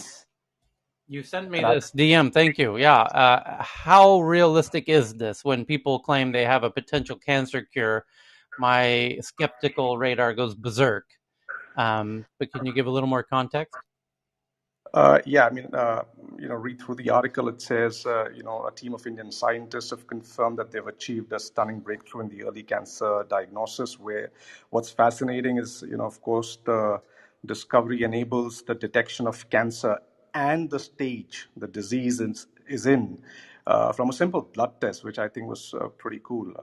And it gives virtually 100% accuracy. And this has been reported in the Berlin medical paper. So I think this is pretty legit. What they further go on to say is the technique was able to identify 25 different kinds of cancers, most importantly, and in some way it was able to even detect before the onset of tumor development. So I thought that was really huge and maybe worthy of bringing it up and sharing it with everybody. Yeah, and do you have that on your Twitter account as well? I saw, right? Yes, I do. Yeah, so if people want to find that one, you have your Twitter in your bio? No, you should. I'm sorry. Yeah, it's again at Ushpinder, but I'll put it up. Oh, it's just your first name, yeah? Yes. Okay, so if you look on Twitter under his first name, you'll see his account with the link to that article. Which, time will tell how real that innovation is, and fingers crossed that it's everything we hope it is. But thank you for Hey, sharing that. Tyler. Yeah. Tyler, to this point, Johns Hopkins actually has been doing this research since 2018, and it's called liquid biopsy. And there are actually two major companies that are sort of in that space, and they're currently competing for the intellectual property, and they both happen to be from Johns Hopkins. And one of the companies is called Grail, and they're actually kind of further along on this. I forget the name of the second company, but I actually do have a friend that actually works on this. And I'll see if I can ping them into the room to talk more about it. Cool. Thank you for that. Yeah, that's what we do here, by the way. Is it's a lot. The secret sauce to this room is really about pinging folks in who have deep domain expertise on these topics, and that's what makes the magic happen. And that's the sausage being made in real time here. So, other mics, go ahead, Ben. What do you got? Nothing. I was clapping about your sausage. There you're a fan of sausage, a sausage. No, fan. It's not. It's probably kind of wishing I hadn't flashed the mic. Celebrating your sausage. Yes. It's on YouTube. Yes. Sausage appreciation moment. Yeah, exactly. Oh man. I need a trigger warning after my time at Apple, please. Yes. Okay. So Mike's flashing, please, if you have some sausage to share with the rest of the class. So I just want to remove any concerns you had for me, Tyler. Oh, did you update your photo? There's no concerns whatsoever. Okay. I think you should invite Elena to the stage. Okay. No one's got their hand raised currently, but if someone raises their hand, we'll get you up here. Leon, what do you got? Fun stuff. I think today this one is a good one. I actually liked it. I wanted to share yesterday, but it was too late. I think Tyler was right. This is a good piece. I think it's gonna be interesting. Not enough like marketing. This is about the title is called like one of our world hottest startups. The social media app has faced plenty of corporate drama, both inside and outside the company, according to the interview with more than a dozen current and former employees. The major title is the inside story of TikTok's tumultuous rise and how it defeated Trump. Do you guys like the title? The inside, when I saw the inside story of TikTok's tumultuous rise and how it defeated Trump. One of the world's hottest startups, the social media app has faced plenty of corporate drama, both inside and outside the company, according to interviews with more than a dozen current and former employees.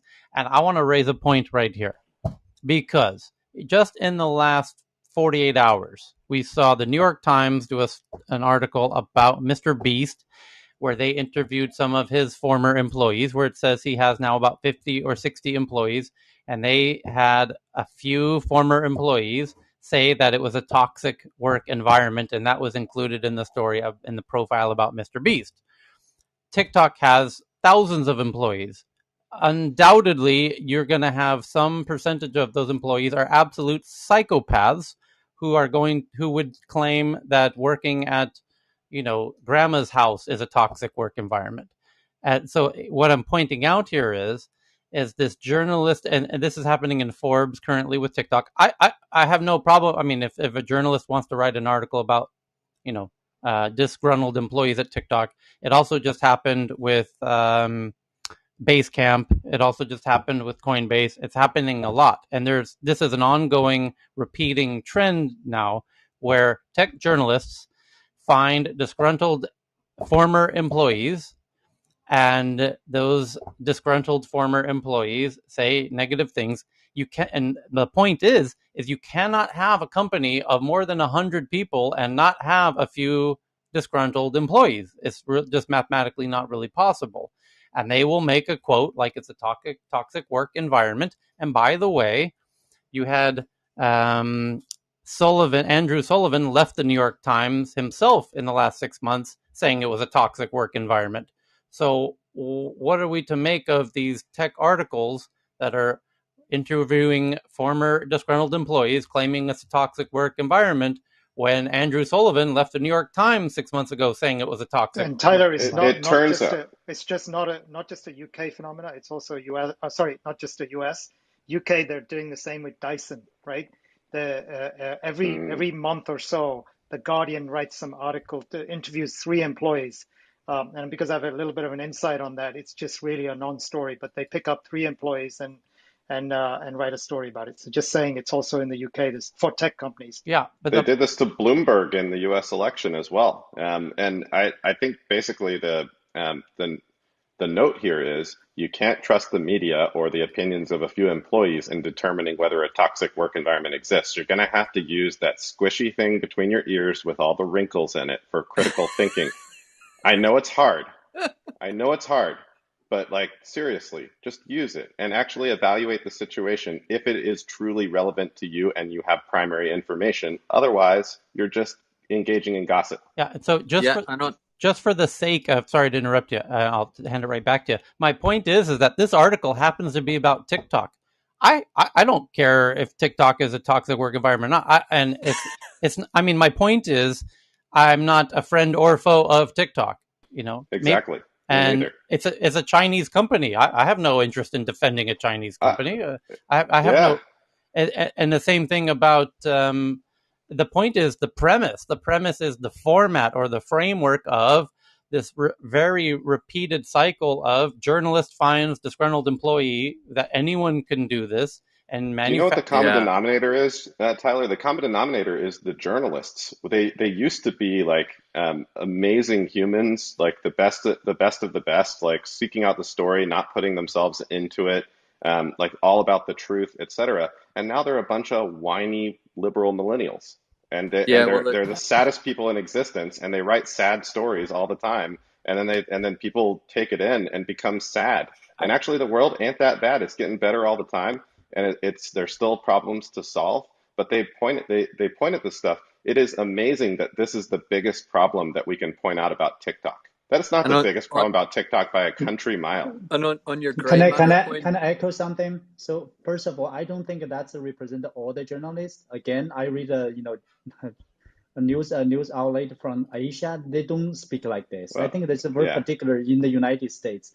Like, we all know violence and the fear drive the sales, right? That's how it works. Well, I mean, look, the difference is different. It's propaganda a lot of times. Not all. Look, nobody can say every single journalist is a propaganda person. Nobody can say every single journalist is a whiny, shouldn't be a journalist type of person. The problem is that the U.S.-based propaganda is all negative and doesn't help us at all, whereas the China propaganda is weapons-grade propaganda that helps China.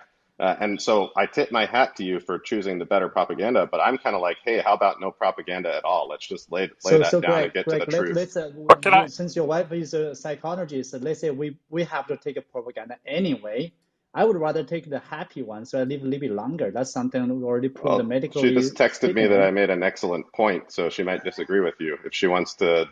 She's listening. No. Does she agree because she already in the wrong? Does she agree that if you are in a happy illusion, you're gonna live a little bit longer than sad illusion of someone else? No way. Listen, if you have to choose between a happy and a sad illusion, choose the happy illusion, but also maybe choose the happy illusion that doesn't result in like the, hey, that Uyghur thing, I'm not going to stop talking about it. Hold on. Mike muted. So before we go there, hold on, Leon, let's go back to TikTok. Leon, hold on. Leon, hold on. So before we get it, we for those who are new to our room, this crazy dysfunctional family called Tech News Around the World, we have a format where in the first hour we go through the headlines, and the second hour we get a little deeper into the headlines, which we just concluded. We are now entering the third hour. Welcome to the third hour, where shit gets a little crazy. Where You Leon merely and Greg adopted go the at each darkness. other It's about I was Twitter. Friday. born in It's it. Friday. And I was this born in it. Finally, I And can wait for avoid this. that. And wait for this. Coincidentally, with a top room, English speaking room, and so right. there we go. It's So by only the downhill from now. here's Don't what be so happened, folks. don't be so positive that your brain falls out. That's Yeah, all I'm saying. here's what happens. Another thing. Thanks, Kim. Hold on, Thanks, let me Kim. finish. Let me finish updating the people who have no idea what they're walking into. You have now walked in. We have left the newsroom. We've left the news desk, and we've walked into a bar somewhere in a redneck area of Texas. And shit is The about to get cookie shit's zone. about to go down, and there will be I've got backup in the audience, yes, and it's more than is normally there. okay. So it's Dr. more. Stacy, you want to come up? I bring in all my We'll pull her friends. up. All right. Just put your Before hand you up. go there, Greg, can I just, about the sort of bashing of employers and all of that? If you look at the data, it's actually quite fascinating.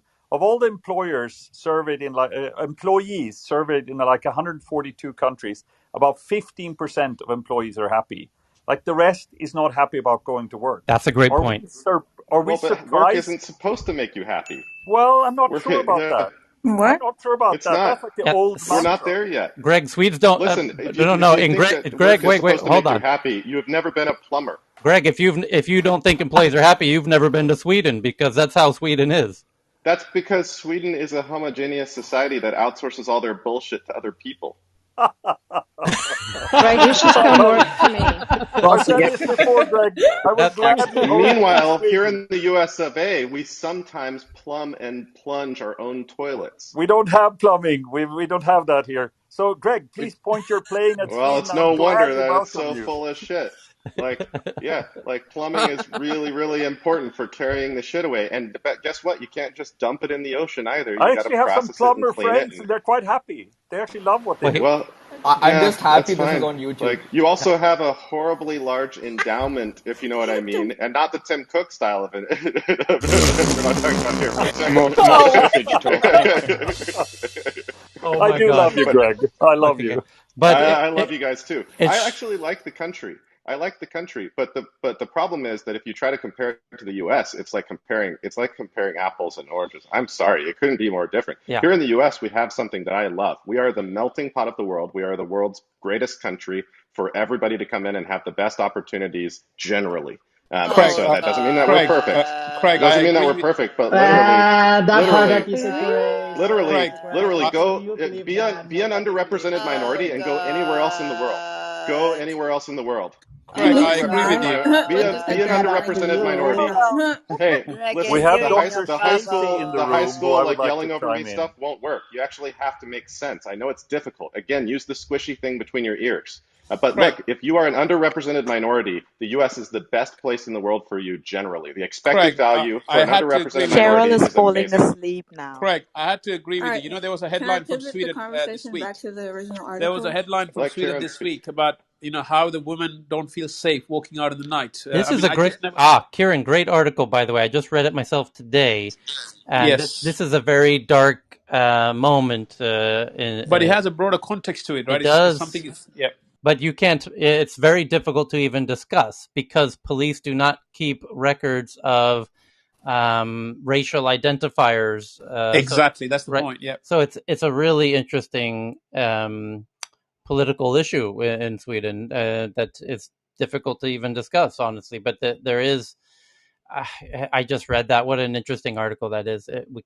It's like I said, you can't even. It's hard to talk about. But It makes you wonder, Tyler. Right? When we look at certain countries, we look up to certain countries with certain measures. Is it because they don't, they don't want bring certain, issues because they don't bring to the surface and talk about it openly, right? It's built within the culture. They put it away, and it's like the whack the mole. Now it's all coming. No, I wouldn't call it denial, but let Boris address. Boris, do you know this article we're talking about the recent murders, female murders in Sweden? Yeah, that's a huge topic in Sweden, and we're so. I mean, to Greg's point, Sweden is like #1 woke country in the world, and Tyler, you know, and Greg, you might have heard it as well. Every time Tyler goes on his, fantastic Sweden love utopia, fest, then I'm always the most critical person in the Yep, room. So true. there's a lot of stuff that I don't like about Sweden. Yep. I did live abroad most of my life, and then I returned to Sweden. So there's so many things, and this is definitely one of the things I hate most, that you cannot address anything that's done by an immigrant in Sweden will never be allocated to that person. And even me saying this now puts me on the list. I'm a racist in Sweden just by bringing this up, that you cannot talk about this in Sweden. I think That makes me that's why racist. you have to respect America, right? When people talk about all this Black Lives Matter, I know that there's a lot of flaws, but at least they are they are strong enough to deal with it, right? Yep. They want them to come on the surface. Kieran, and the other thing is, like I think is literally everybody I care to associate with, Black Lives Matter. They like literally everybody I care to associate with. And by the way, you can go around. All my neighbors here in Texas are nice people who agree with the premise. And that doesn't mean that they agree with everybody who bandies that phrase around and uses it for evil as well as good. But I Black Lives totally agree. Matter, and actually in other countries you couldn't get people to say, again, I'm going to say it, Black Lives Matter. Black Lives Matter. They do. And in other countries, people are going to bristle at even saying the words. They're going to bristle at even saying the words. Go to China. Go to China and see what they say about this there.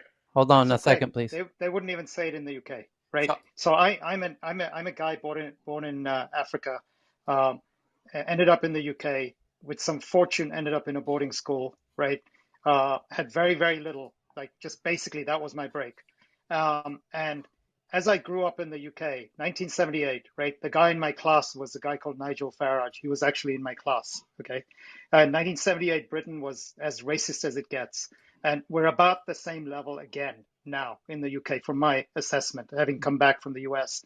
And everything I did in my career, I dreamt of going to the US, right? And once I got there, yes, there are difficult, yes, all the issues, we've got everything. But as an immigrant, I just felt open. I felt like I had an opportunity. I could get to the top on the board of a Fortune 50 company. And it wasn't there weren't many of us, but when I got there, it felt right. It felt meritocracy. Try and see some of the boards in the UK and see how many Indians get past the partner level in some of the accounting firms. See how many people get to the top of Marks and Spencer. Cal, How many CEOs are there? Cal, None, you make a right? good point. So I'm assuming that you're talking about Dulwich College, right? So my son is there, and Yes. I think the problem. So one of the things that recently, so I think it happened in the 70s, 80s as well. It's a boys' boarding school, right? So there's recently been a headline on the similar behaviors, just what Nigel Farage, portrays towards women. It's happening in Dulwich College. There's been articles going around because so certain group, the way they mold to look at the society is not the reflective of the society, right? Those men are the one tend to end up in places in boards of the big companies, right?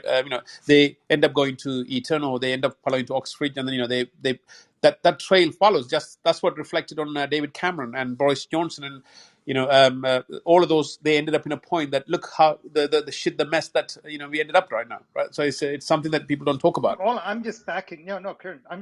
What I'm saying is, I think there's a strong point. I'm just saying this, okay? I know Europe is a wonderful place, but like you said, sometimes it's not the place for it. It doesn't feel open enough for me. I could have gone to any other country in Europe. Okay, maybe I didn't speak the languages, but I could have done. But I didn't really get that many offers, to be honest. I was a hustler, right? And in the UK, I hustled like crazy. I just hustled for everything I've got. But when I went to the US, when I hustled, I felt like I was at home hustling, right? That's different. But Cal, I think you're hustling. What you don't talk about is the privilege. We are hustling to get into that group. Not hustle.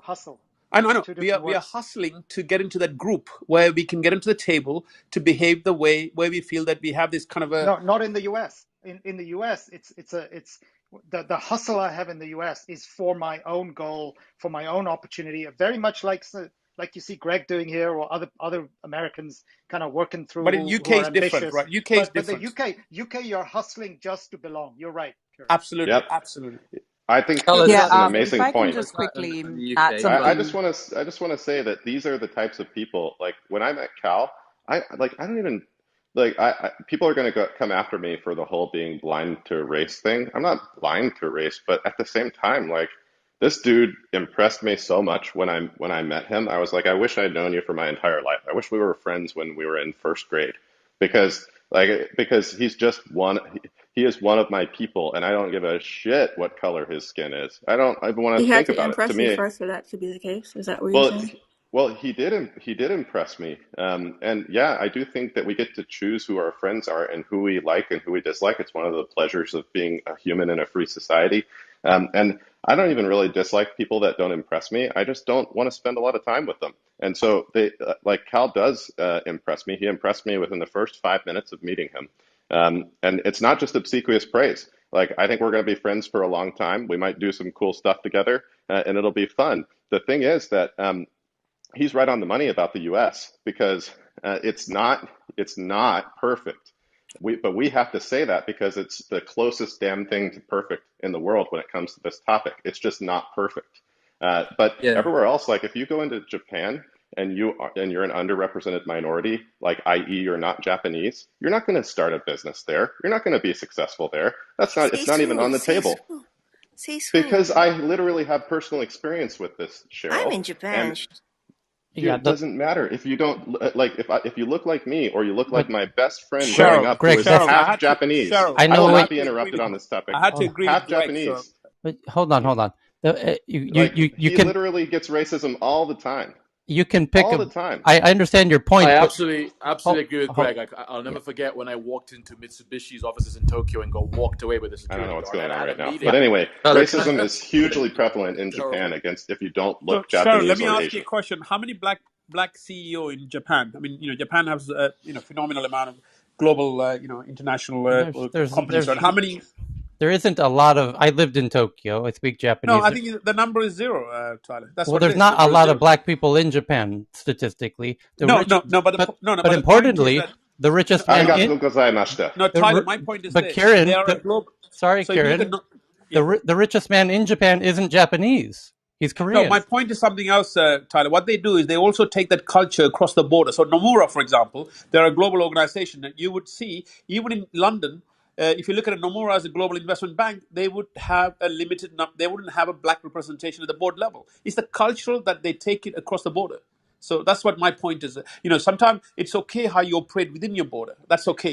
And there's a hierarchy of racism in every country. Like Absolutely. I mean, they and carry so that yeah, culture across the border. So that's where we have to draw the line, right? That's wrong. it's that not that was they're going to be not my equally point. Greg, racist to hold every on, one possible one. sec, Yeah, go one ahead. sec. To Cal, because I think it's really interesting to just noodle on the UK and the kind of um, the the diversity in the boards and stuff.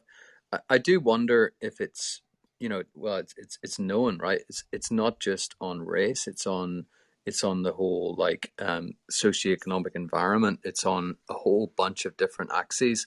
Like there's blocks in there like that are systemic blocks that are not just against the color of the skin. It's against where you're coming from.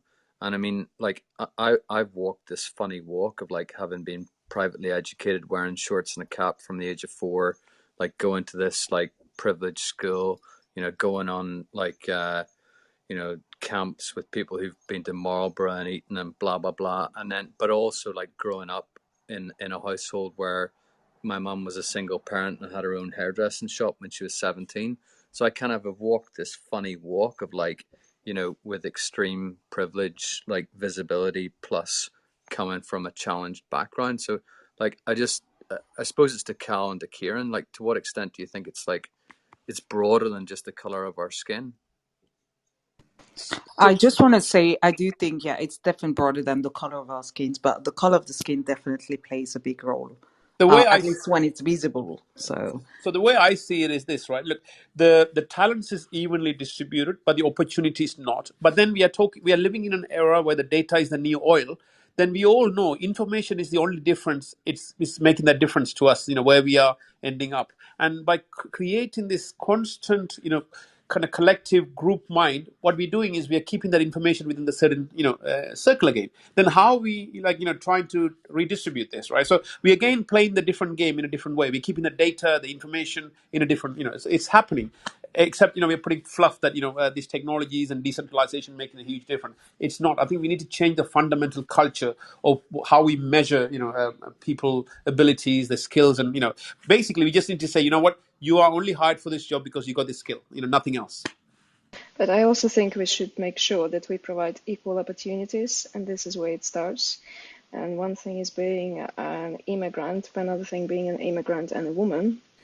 And myself, I have experienced, and Cal, it's so interesting what you talk about. I'm also bringing in Nigel into the conversation. There is a huge disparity in boardrooms, and yes, minorities underrepresented, so are women. And opportunities. So it is how much money do we actually invest in women? And if I'm to bring Formula One, for example, there's been huge debate whether female drivers actually can be as good as male drivers. And if you look at the amount of investment that goes into male drivers versus female drivers, there's no way you can call this an equal opportunity or that opportunity is everywhere. This is the main reason why we do not see yet female drivers competing on the same level as male drivers, for example. And the same We happens. often mistake opportunity for outcome. It's the investment is an outcome. The opportunity is being created by women who have a new interest in a lot of different areas that we should foster and help them gain investment. It just doesn't come it doesn't come tomorrow. It doesn't come yesterday. It comes when there is an increase in interest, and an increase in investment comes along with an increase in revenue. So I agree with equal opportunity, but we often mistake outcomes for opportunities. And getting onto a board of a great company is an outcome, not an opportunity. No, that is an outcome, but an opportunity is actually to have the way of growing into the position. And as a woman, so working in Norway and in Scandinavia in general, I think they have done an amazing job in bridging the gap between equal pay, and statutory maternity leave, and so on. So for example, in Norway, and I believe it's Sweden, please correct me if I'm wrong, you are giving an equal amount of maternity and paternity leave, and that is also to allow women to come back to work and compete on the same level, on the career level. In UK. In Elena, on that, sorry to interrupt you, on that point, it's really interesting from the Swedish perspective. They want to be equal in the amount of time that the parents have with the children, and they feel like and the Swedish perspective is almost always optimized for the development of the child, and they feel the child will develop most optimally if it has a strong connection to both parents. That's kind of the psychology behind it. I want to do a poll based on what you're raising right now. I think this is such an interesting point you're raising that I want to do a full audience poll on this. Norway, as you know, being Norwegian, has a policy around board seats, the gender diversity quotas on corporate boards, right? So I want to get, and I have endless, as much as I admire Sweden, I actually in some ways even have an even stronger admiration for Norway. Just I feel like America should delegate our governance to Norway and oh Lord, no. Yeah, actually, yeah. Lord, no. Without hesitation. I mean, actually, if that ever happens, you can expect a lot of us, like 75 million Americans who are the smartest, most revenue generating, innovators in the world, to go on a rocket to Mars. When was the last time you were in Norway? Actually, just a couple of years ago before the pandemic. Yeah, I mean, it's not a joke. We went to a variety of different places, from up in Tromsø down to all over the place. So here's the poll. Yeah. The poll is: what's the poll? Should corporate boards have gender quotas, as they do in Norway? And I believe Sweden as what's the current status on Sweden? There is adopting similar policies at the moment, are they not? Yeah. Yeah, a horrible idea. So, are you talking about boards? Correct. Can I just clarify one thing on that? Right. Yeah. So there's a slight clarification on that. Boards in the UK are, sometimes they're just considered the executive team. let's just be the board, right? The governing board is what Correct. you mean, Tyler. Yes. Right. Yeah. So in Sweden and Norway, I believe they're 50%. Yes, Elena, or one of the Norwegians on stage can. Yes, I I mean, believe my so. answer here in the US is that if you want to use that as a competitive advantage to have rules like that, then go ahead and try it. What you'll find is that your prescription of the percentage of whatever demographic you're worried about that should want to be on a board is going to be woefully inaccurate. It could be too low, it could be too high. You just don't know. And what you should do is have the market figure out and provide equal opportunity for people to grow into these outcomes. And that is something that we work on structurally in my organization, but we will not prescribe outcomes. That is the worst part of socialism. It always results in, like, it'll result in people who didn't deserve the job, or maybe people, once we get to 50%, maybe it should be more than 50%. We don't know.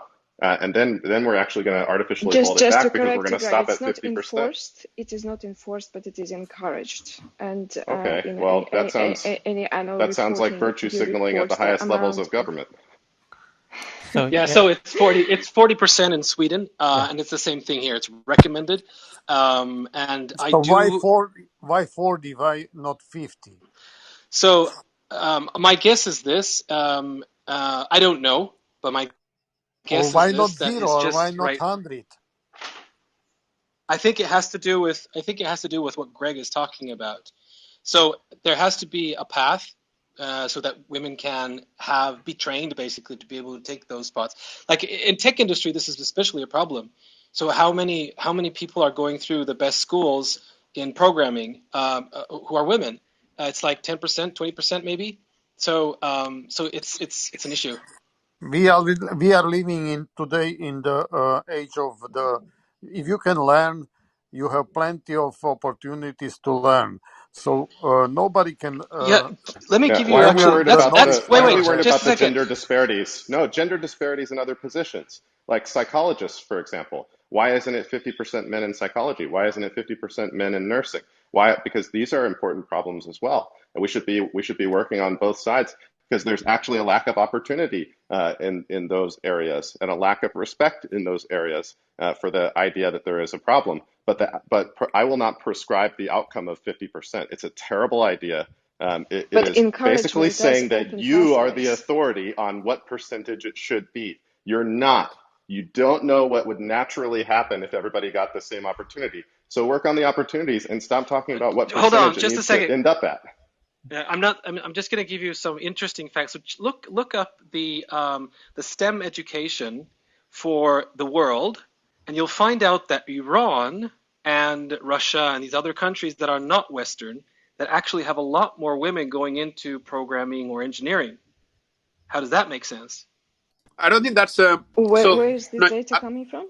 it makes sense. Look, I'll tell you what it is. I don't think it's government-led initiatives that driving this increase. It's a lot of it is from the external funding from the international organizations. I think that's. I think you're confusing with the. So we are talking about something from a grassroots structural level change, right? I don't think these numbers are correct. What you're saying about Iran. No. It's if you look at people going into STEM education. So this is engineering education. Look on a global scale what's going on. You can look at UN data, and you'll see that it's quite interesting how that those numbers where you have more women going into engineering. It's just I think it's quite Into interesting. into into the It, program to be students or into the program to be teachers, and what exactly is the point? I'm not sure. okay, Yeah, so those numbers are not correct. okay, So I find I'll it look it up and I'll put interesting. it on my profile. Yeah, I find it interesting that just pivoting back on the conversation earlier, that we were felt the need to kind of compare racism in different countries. I'm not sure why, that's even a topic of trying to compare something that's intrinsically evil across the board. Like, it's like we're saying, okay, our racism is better. And I think that is grossly silly and it makes no sense. But in touching on what Greg mentioned about the friend that you say impressed you, there's some things that I wish that you would consider questioning about that statement and some of the things that you said earlier on in this room. For instance, I mean, you touched on respectability politics. The gentleman, I think it's the person, is it Kieran? I'm not sure who it was, but he had to, I guess, impress you or whatever it was for you to even consider him being a lifelong friend. And those are some of the issues that really shape what's wrong with the men in power in the U.S., right? But he didn't. That was No. me. Just one second. With respect, Sure. with respect, Well, go just a ahead, little Cal. bit. Just 1 second, just to clarify. I didn't get the impression from that discussion that the result of that discussion was that I had to impress him despite my color. I don't know where that narrative came from, but I think it came from a bunch of Thanks, other That's what Cal. he discussions in the stated. room. Yeah. No, No, it's not. that's not where it That went. is It is. a And also in the gross conversation of gender misinterpretation. disparity, It's I a think gross more, misinterpretation. Look, But look, it's look. just maybe so. I And just I'm wanted to not trying clarify. to Not even assassinate your close. Not character. even Listen, I'm close. not trying to assassinate your character, but I do Well, want to say, I mean, in the actually, conversation if that of Greg, one gender statement was second. allowed race, Can I to, just if can I that just statement was clarify? allowed to hang together, it would be a character assassination. So it's not true, and I've got to spend some time well, I'm saying it speaking now my because interpretation. you All said he said it was doesn't he matter what met your me. interpretation of what I said is. I know Excuse what me. I All think. Yeah. It does. It does because I hear that language quite often. It's usually No, from. you feel something in your mind based on what I said. That is incorrect and would not be the interpretation of anybody who actually parsed And the my words person and he was understood what they talking meant. about, that was me. The person he was talking about, that was me. Okay, so can I Mm-hmm. just one thing? Sure. I at all didn't get that impression. Just saying. The only thing I heard, for what it's worth, was, oh, he was impressed when he met me. That's it. And the broader Yeah, discussion was about opportunity in the U.S.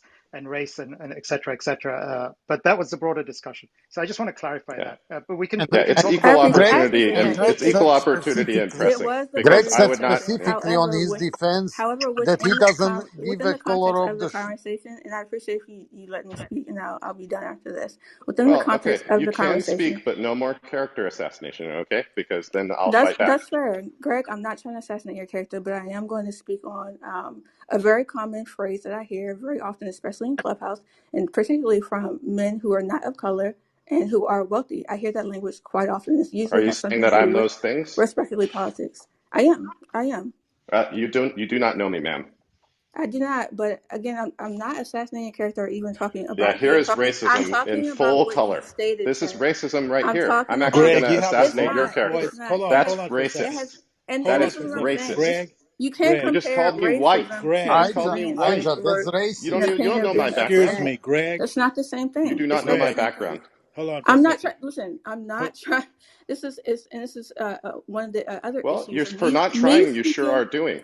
I'm trying to educate For and not trying, you perform sure are conversation doing. around Are you the Greg, you have educating the context people of on loudest how to be voice. what Can you you're just racist? shut saying. up for a I'm second, not attacking No, what please? you're I saying. will I'm not not. attacking that. No, Well, not you I'm until not the should. attacking racism you. And stops. You should. sir, Nope. you Nope, literally not until the overtalk racism everybody in stops. Well, this room. I'm not trying you to got Yeah, to attack comment you. about every time. I'm everything. Just Don't speaking be hold on on for a an racist. second. important Let the Do not lady be issue. racist. speak. I don't even know who's Let yelling at me. the lady. Irvin down here? I'm not Yes, Irvin, yelling at Irvin you. down here. I, listen, Let the people Don't lady can put my talk, speak. words but in I'm my going to mouth games as I'm interrupt speaking. racism every time. Let the Don't lady put too much Every speak. words time. Let But the into if me. you have talk your over say. I each other, we will. can't hear I anything. will. Is it Okay.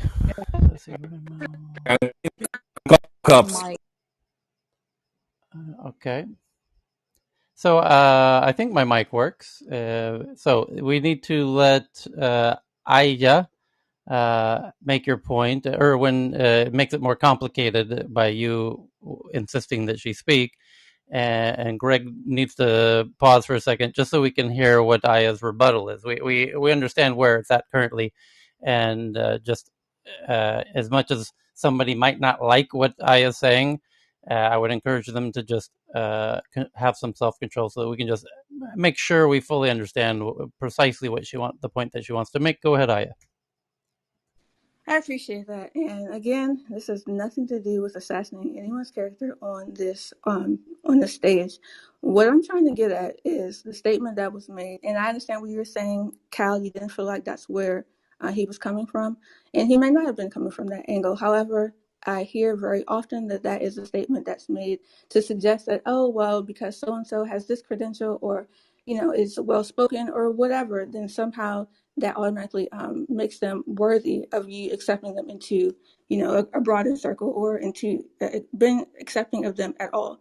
And I think the entire point of what Black Lives Matter and a few other groups, civil rights related groups, are trying to the point that we're trying to get across is that it really does not matter what we've accomplished or the quote unquote opportunity people of color have in this country, that racism is an intrinsically evil thing and it exists, and systemic oppression keeps people of color down, especially in countries where they're historically been marginalized, right? And so regardless of what you've accomplished or how much you've grown in the ladder of economic improvement, you should be respected and your humanity should be considered regardless of that. And often that is not the case, right? People of color from disenfranchised backgrounds historically and statistically are, more marginalized by police brutality and so on and so forth.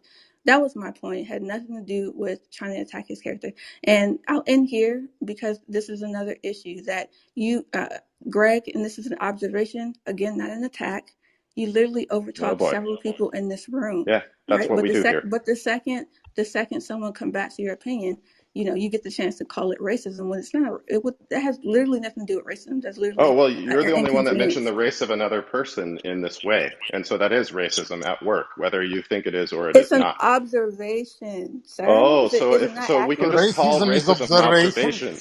It's a That's not racist that's not what observation. racism It's a means. I racist need you to go to observation. You don't Milos, get to I'm just gonna define the need you to word. go to You Webster's, don't get to my friend. define the word. Like it is literally, you will not gaslight me on this topic. And on And top now of I'm this, gaslighting like, you. Okay, yeah, absolutely, because all you're trying right. to redefine and own the word racism, and you can't do it I'm owning the because word saying that it's racism. just an observation when you say that rich white guy. I mean, come on, like the No, reverse what should I be said That's considered not was racist what true. I too. said was Greg, often hold when on, I hold on. hear No, that no, no, word, no, no, Guys, no, no. Like I these are now the get to words that I respond. Okay. So Dave McGinty, as the UN person here who always brings peace to the stage, I would love to hear what our friend Dave McGinty has to say. So let's give him the floor for a second here. Go ahead, Dave. Mental by no prison. means You're in let a me upsetting. mental let me prison. let me suggest this, guys. You are Listen, in a mental listen. prison. Okay. So one more time, we're going to hand the mic over to our friend Dave McGinty. Go ahead, Dave. handing And the mic as a to Guys, matter of Dave. fact, I welcome Guys, outside yeah, conversations respect with you as Tyler with well. this, please. yes. Respect So Tyler with guys, this. Dave. here's the simple prescription. We should be precise in our speech. Okay. So when we challenge one another, we should be precise to quote the precise words that the person spoke. So both ways to you guys that are debating. So we get to be precise, i.e., Dave said ... or Milos said ... and then we can precisely challenge that. What we don't get to do is interpret or say I felt or say I think or What was say said is that white guys are like Wait, this, let Dave. Greg, let Dave finish, No, please. no, Just like one I second. get what Dave Yeah, is saying, but he's talking too yeah. slow for me. I love him, but Dave and I are friends. Oh, But look, what was said was rich white guys are like this, and that is a racist observation and is a generalization. It's a stereotype, and I think it's racist, and therefore I'm calling it out. It's not a Okay, dunk; it's so just true. Again, what I so said again, was I often hold hear on, that Asia, statement Asia, and hold Asia, on, hold sometimes on. it's from men. Asia, Hold on, hold on Asia. for a second. Hold on. I think what is happening here is unfortunate, but it's educational. So this is a teachable moment for all of us. One of our problems with the way that we communicate is that there are language barriers because our language is limited. And in doing so, people interpret what someone said as meaning something because of what it means to them. And that is triggering. And that is the behavior that Greg is exhibiting. He was triggered by something that Asia said. And additionally, Asia was triggered by something that Greg said. And in doing so, we are failing to communicate well. And we're all very intelligent people on the stage. But being a critical thinker and looking at life from a different perspective, the issue is not, as Asia mentioned earlier, whether or not the racism in Asia or in Japan is worse than the racism in America. Racism anywhere is bad. What we don't do is we don't teach people to be themselves. And we don't teach groups to work together and collectively. We're competitive. As opposed to being competitive, we should be cooperative.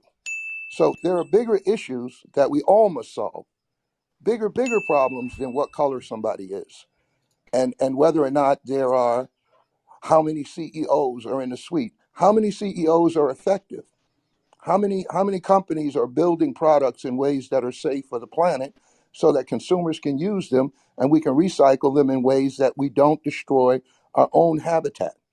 Why are we talking about going to Mars when we have a nice place to live here? Everybody can't go to Mars. There's 7 billion of us. So at the end of the day, we're having arguments about things that are minute in comparison to the consequences of not correcting what is wrong with our world. And the first thing we have to do is stop asking children, because that's where it begins, what they want to be when they grow up, because who wants to be anything that is not going to be profitable? Nobody. But if we ask children before they start growing up and we start teaching them, as some countries do, what problem do you want to solve? Then we can direct the resources and the intelligence that they will need to address the problems that they are naturally gifted to solve. Just a brief reminder of what people actually are, like what they really are.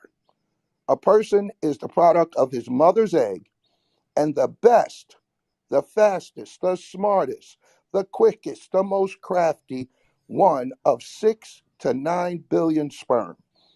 The one that gets to the egg first is sitting in the room with us having a conversation. It's That's who we're, cool. that's who we're talking to. We're talking to the natural born champion.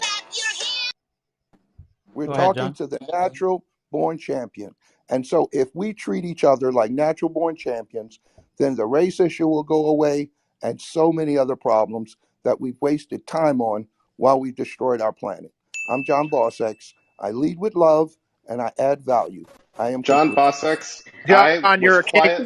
I Wow. was quiet the entire time because that was amazing, and Thank you, I want to bring John. you to Thank Mars. you, John. Thank you, I John. want to bring you Absolutely to That's Mars. amazing. But we need this guy on Mars. brilliant. Yeah, you're going to be one of the chosen. Well said. Absolutely. Can I just say Amazing. something from an Indian perspective? Go. Okay, very carefully. Yes. Yes, yes, very careful. Very That was careful. hilarious. it's no, it's a very interesting conversation. I've been quiet the whole time. It's just that now it's kind of scaring me because in India we actually do not have as much exposure as we should have, or as much as the Western worlds have towards the different races and the the politically correctness of things. And there are 1.4 billion of us, so I'm a little worried as to how the world might react to you know No, Akhil, I think India has a bigger problem than that, right? They have this colorism, which is yeah, we it's have not colorism, we have no, casteism, so no. there's I mean, so let's many just things. we are staying on the like a race thread, right? So if you think about colorism, it's a framed differently, but that is the direct, kind of racial way of attacking a certain type of people, right? So I think that happens very openly in India, but people don't talk of it as a racism, but they frame it into a colorism, which is still the same thing. Yep, Kieran, I mean, that it exists in ads, it exists in movies. People, it's the new, it's the normal in India. It's not. We don't notice it. We don't notice it as something that's wrong. We don't notice it as something that's not supposed to be done. It's that's just how things are in the country. I think. That's And Yeah, just and fair. a quick this question, Akhil. How do you think understanding or being exposed to more races in India will also help solve the colorism issue? Or you think being exposed to more races is a bigger priority than solving that existing issue in the country in the first place? Yeah. So, okay. So the colorism thing is actually a symptom of a deeper problem. If you look at it, India always had a culture where people believed some people were better than other people, and some people believed they were worse than other people. If you look at So, our history, so Akhil, let me ask you a question, direct yeah, question. So, They is your believe they does were. your parents encourage you to have black friends? yeah, all the time. I mean, friends of different color, friends of No, no, no, no. different I understand. religion. No, look, you don't need to defend yourself. I'm just saying that's you are an exception. As a Yeah, society but in India, yeah, how does it Kieran, work? but you need to understand, I come from a privileged upper caste background. That's what I said, Akhil. Let's not talk about you. You are just the 0.001%. We're talking about 1.5 billion people. I'm asking you generally, living in India, does a normal Indian person from a middle class, lower class family encourage to have a friend from a black, No, background? no. they're actively discouraged. Forget That's what I'm encouraging; getting to they're say. Let's actively just get in the dialogue, discouraged. right? Yeah. Yeah. So May that's why I was I? asking the question: Tyler, how can I would add something, please? Yeah. Okay, Yes. this is Ras. Yeah, Michelle, to just um, answer your question. I live in the United States in the past 20 years, and it's a great country, great opportunities. I'm coming from Iran, and it's a country that mostly Aryan, they are white. So as long as race exists, racism exists too. And in my country, even though we are almost all the same color, it's not about color, it's about the class. And we differentiate people from different class in a society and give an advantage or disadvantage. But moving to United States as an immigrant gave me different perspective of life. Um, and I realized I'm not white enough. But what I learned also, that didn't upset me. What I learned, the people on the other side, that they didn't see me white enough, they didn't see themselves as a racist, or they didn't see the ugliness of categorizing people because of their color or their appearance. And I think as a mother, I learned to raise my kids color blinded and also respect people according to who they are as a human being. Um, 21st century is a beautiful century and it's scary at the same time. We are in a platform from different parts of the world. We share our, ideas, our lifestyle, different stuff. But at the same time, I think we need to learn and listen and improve ourselves as a human being. And that it helps us to have a better society for our kids, because our kids are learning and growing to have more tolerance, more inclusion, and this all the world. We are what we are trying to do to provide opportunity for everyone. Everyone has the right to go to school, to have clean water, to have food, to have health care. And these are stuff that we need to work on. And as a human being, everyone has a responsibility to educate other people. Thank you. This is Manaz, and I'm done talking. Thank you, Manas. This was so beautifully said, and I can relate so much to not being white enough, or in my case, not being man enough. And I know I'm wearing not my own face today, but that's also for a reason. I was brought up in a racist and homophobic family, and I have done a tremendous work with myself to challenge my own beliefs and social conditioning and biases, and completely recalibrate my attitude to the world. And this is a platform like this also brings us all together and let us have this conversation about race and equality like we do today. And you have said something so brilliant. It is about how we lead by example, how your children observe you treat other people. And I believe this is where the change is, and we will need to see maybe a couple of more generations if we really, really want to see the change and eliminate racism. But it is so, you can ask yourself, whenever you are in a state of discomfort, where does this discomfort comes from? And actually, I urge you to challenge your own superiority wherever you are in the world. And I love Norway to bits, but it is quite a nationalistic country. And I think of all the countries in the world, this is where I have met most racism, being a white woman there, yet being so discriminated.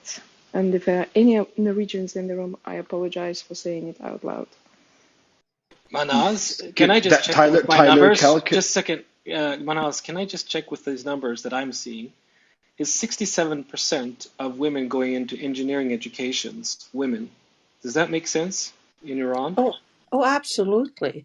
I mean, if you look at Iran history, before 1978, I believe, revolution, if I recall correctly, women, they work in the highest rank in the government and in the society.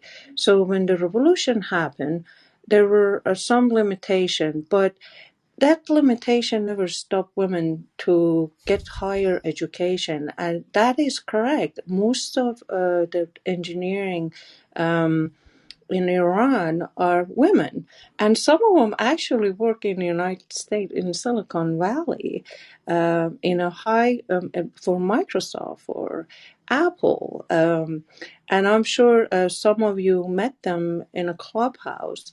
Um, I don't. I have. I mean, even I believe as a human being, when I walk in a room, I walk as a human being. I don't see myself a female or a person that is a immigrant, and I think that's the beauty of United States.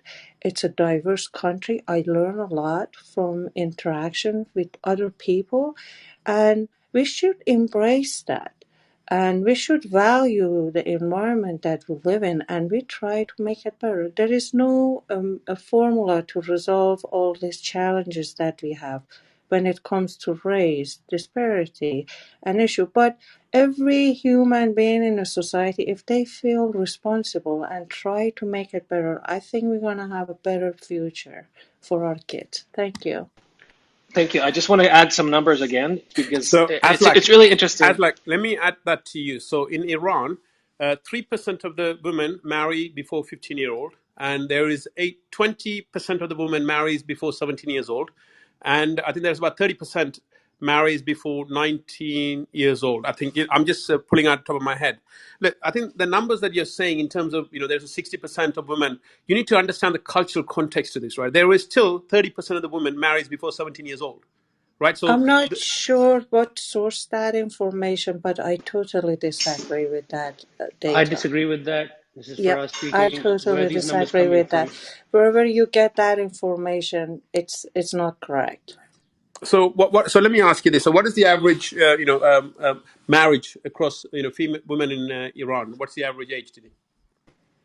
Most of women, especially the are Manaz, that may are I jump in for a educated. second? Oh yeah, go ahead. Sorry. I don't know, Kieran.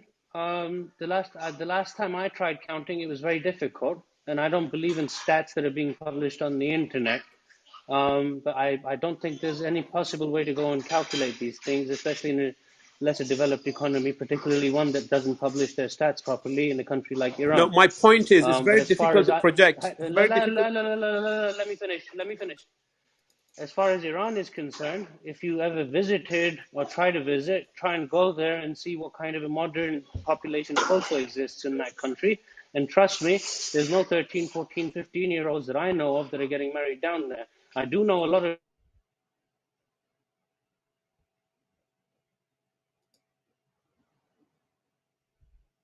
Did we lose him or was it just me? Yeah, his mic stopped. We Okay, lost. okay. We lost him. Okay, I just wanted to give some context really quick. So Maybe Latvia has Menas the could answer. biggest business. The women are the highest. They have a lot of business owners, basically, that are women. And the Baltics are actually doing a lot better than the Nordics when it comes to business owners and STEM education. Just to give context, so I'm just giving you some numbers, and I think it's good to think about. Yes, I agree, culture, but also what's actually the numbers saying.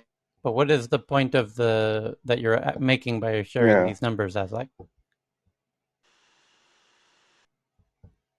Oh, sorry, I was cut off. But anyways, that was just my point. Just go to the numbers and check them So out. Aslam, so No, let me no, make we were you asking guys. you. What is the We should point be of those talking the numbers? numbers of So women. Aslam, Oh, you okay, guys. the point of those numbers, right? So the question was asked by you, Tyler, earlier. So the 40% level, and someone was saying, why not 50? Why not 100?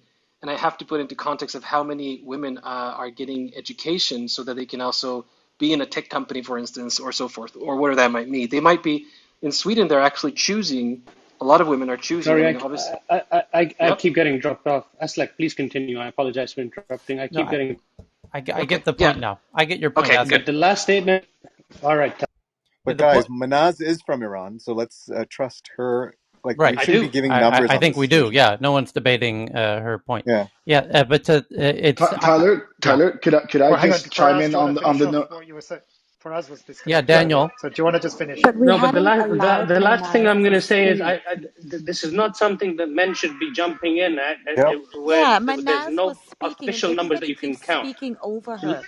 Why don't we let Manaz finish? Because everybody keeps jumping in. She was speaking and you all started just interjecting. Allow her to finish.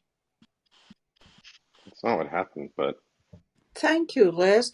Um, there was a question or data regarding women marrying in a young age.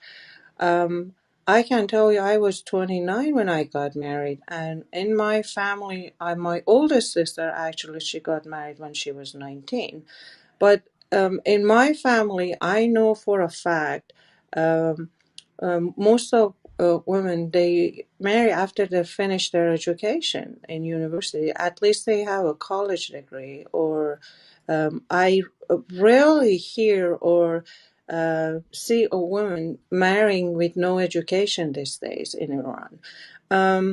But now these days is just because of the sanctions and economy, the bad economy. The marriage has declined significantly. Divorce has increased significantly as well in a culture that kind of like a Catholic culture, close to Catholic culture. Divorce is it's kind of forbidden, and it's kind of um, very ugly, and it's a shame. It was, but not anymore. I mean, Iran, it's not excluded in from any other part of the world. It's just there are a lot of challenges, but there are a lot of good improvement. Um, and I think in the clubhouse, I had an opportunity to learn more about the young generation and mostly women in business, in being different, in trying to bring the difference of like gay marriage or a same-sex relationship, which is forbidden in a religion Muslim country. And I think it just if I'm not a lawyer, but I think it's the punishments, it's execution. And I see people openly talking about this or having a sexual relationship before marriage. And these are the changes that probably happened in the past 20, 30 years. And now people are coming and openly talking about this. And the education, I think the 60% of women more, I think that is, it's just, if you look at the current data, it's going to be probably more than that. Thank you. Thank you, Manaz. John Boss X, could you please give us the final word here? Absolutely. I think that what is happening in the world over, because it's getting smaller, the digital economy and the ability to communicate, people are embracing their own freedoms, their own statement, their own actuality, and their self. And we live in the age of decentralization. It is happening for money with cryptocurrency. It is happening for artists with the NFTs. And people are now looking at themselves a little bit different. The thing that we have as a challenge is the way that we teach and the way that we learn. In most cases, we just teach by telling and we learn by repeating. And this has allowed people to move forward without being critical thinkers. We have big problems that can be solved and that are within our ability to fix. But until we reach the point we start thinking critically for the other, not for ourselves, thinking critically for the other, that is the point at which we will be able to solve these problems. But we have it in our capacity to do so, and I have a lot of confidence that we will get there. Thank you for allowing me to share the stage. I'm John Bossex, and I am complete. John, Thank you you, John. you are a Just very one wise more. man, John. I think, and I want John. I just want to thank you for being on this stage. Your wisdom is a very rare commodity and very much appreciated by me personally, and I think many of the people on the stage and in the audience agree. Clubhouse is much better for having you. You are my newest follow. I'm very choosy with my follows, and I can't wait to jump in to follow you from room to room and hear your contributions in other rooms. Thank you. We're now at the top of the hour, at the end of the third hour. This could go on forever, but And a good place to finish with, John. That's why Good I said place. I knew already. I know there's a lot of other people I would love to hear their thoughts, but unfortunately it would keep us here for weeks, if not months, but hopefully we can circle back to it. And when we do, I'm going to ping John in for sure. So Tyler, I don't want to, jump in. I just want to do a clarification from since the discussion started from the Norwegian, board meeting or board members. Could I just give the facts and not, because people think now that 50% of 10 all seconds, members have Daniel. 10 seconds. It's Timing. 40%, and it's only public companies. Got it. Thank you. And we haven't yet, basically. Thank you. Gross. Thank you. Alrighty. And everybody have a fantastic weekend because it's Friday. We don't schedule our meetings for Saturday. For the past 3 Saturdays, we have had impromptu pop-ups. But do check click on the title of the room where you will see the scheduled events that are upcoming. You won't see the Saturday event because if we do it, it'll be spontaneous and even more unstructured than this event. And Hey, Tyler. hope to see you all on Monday. Just real quick. And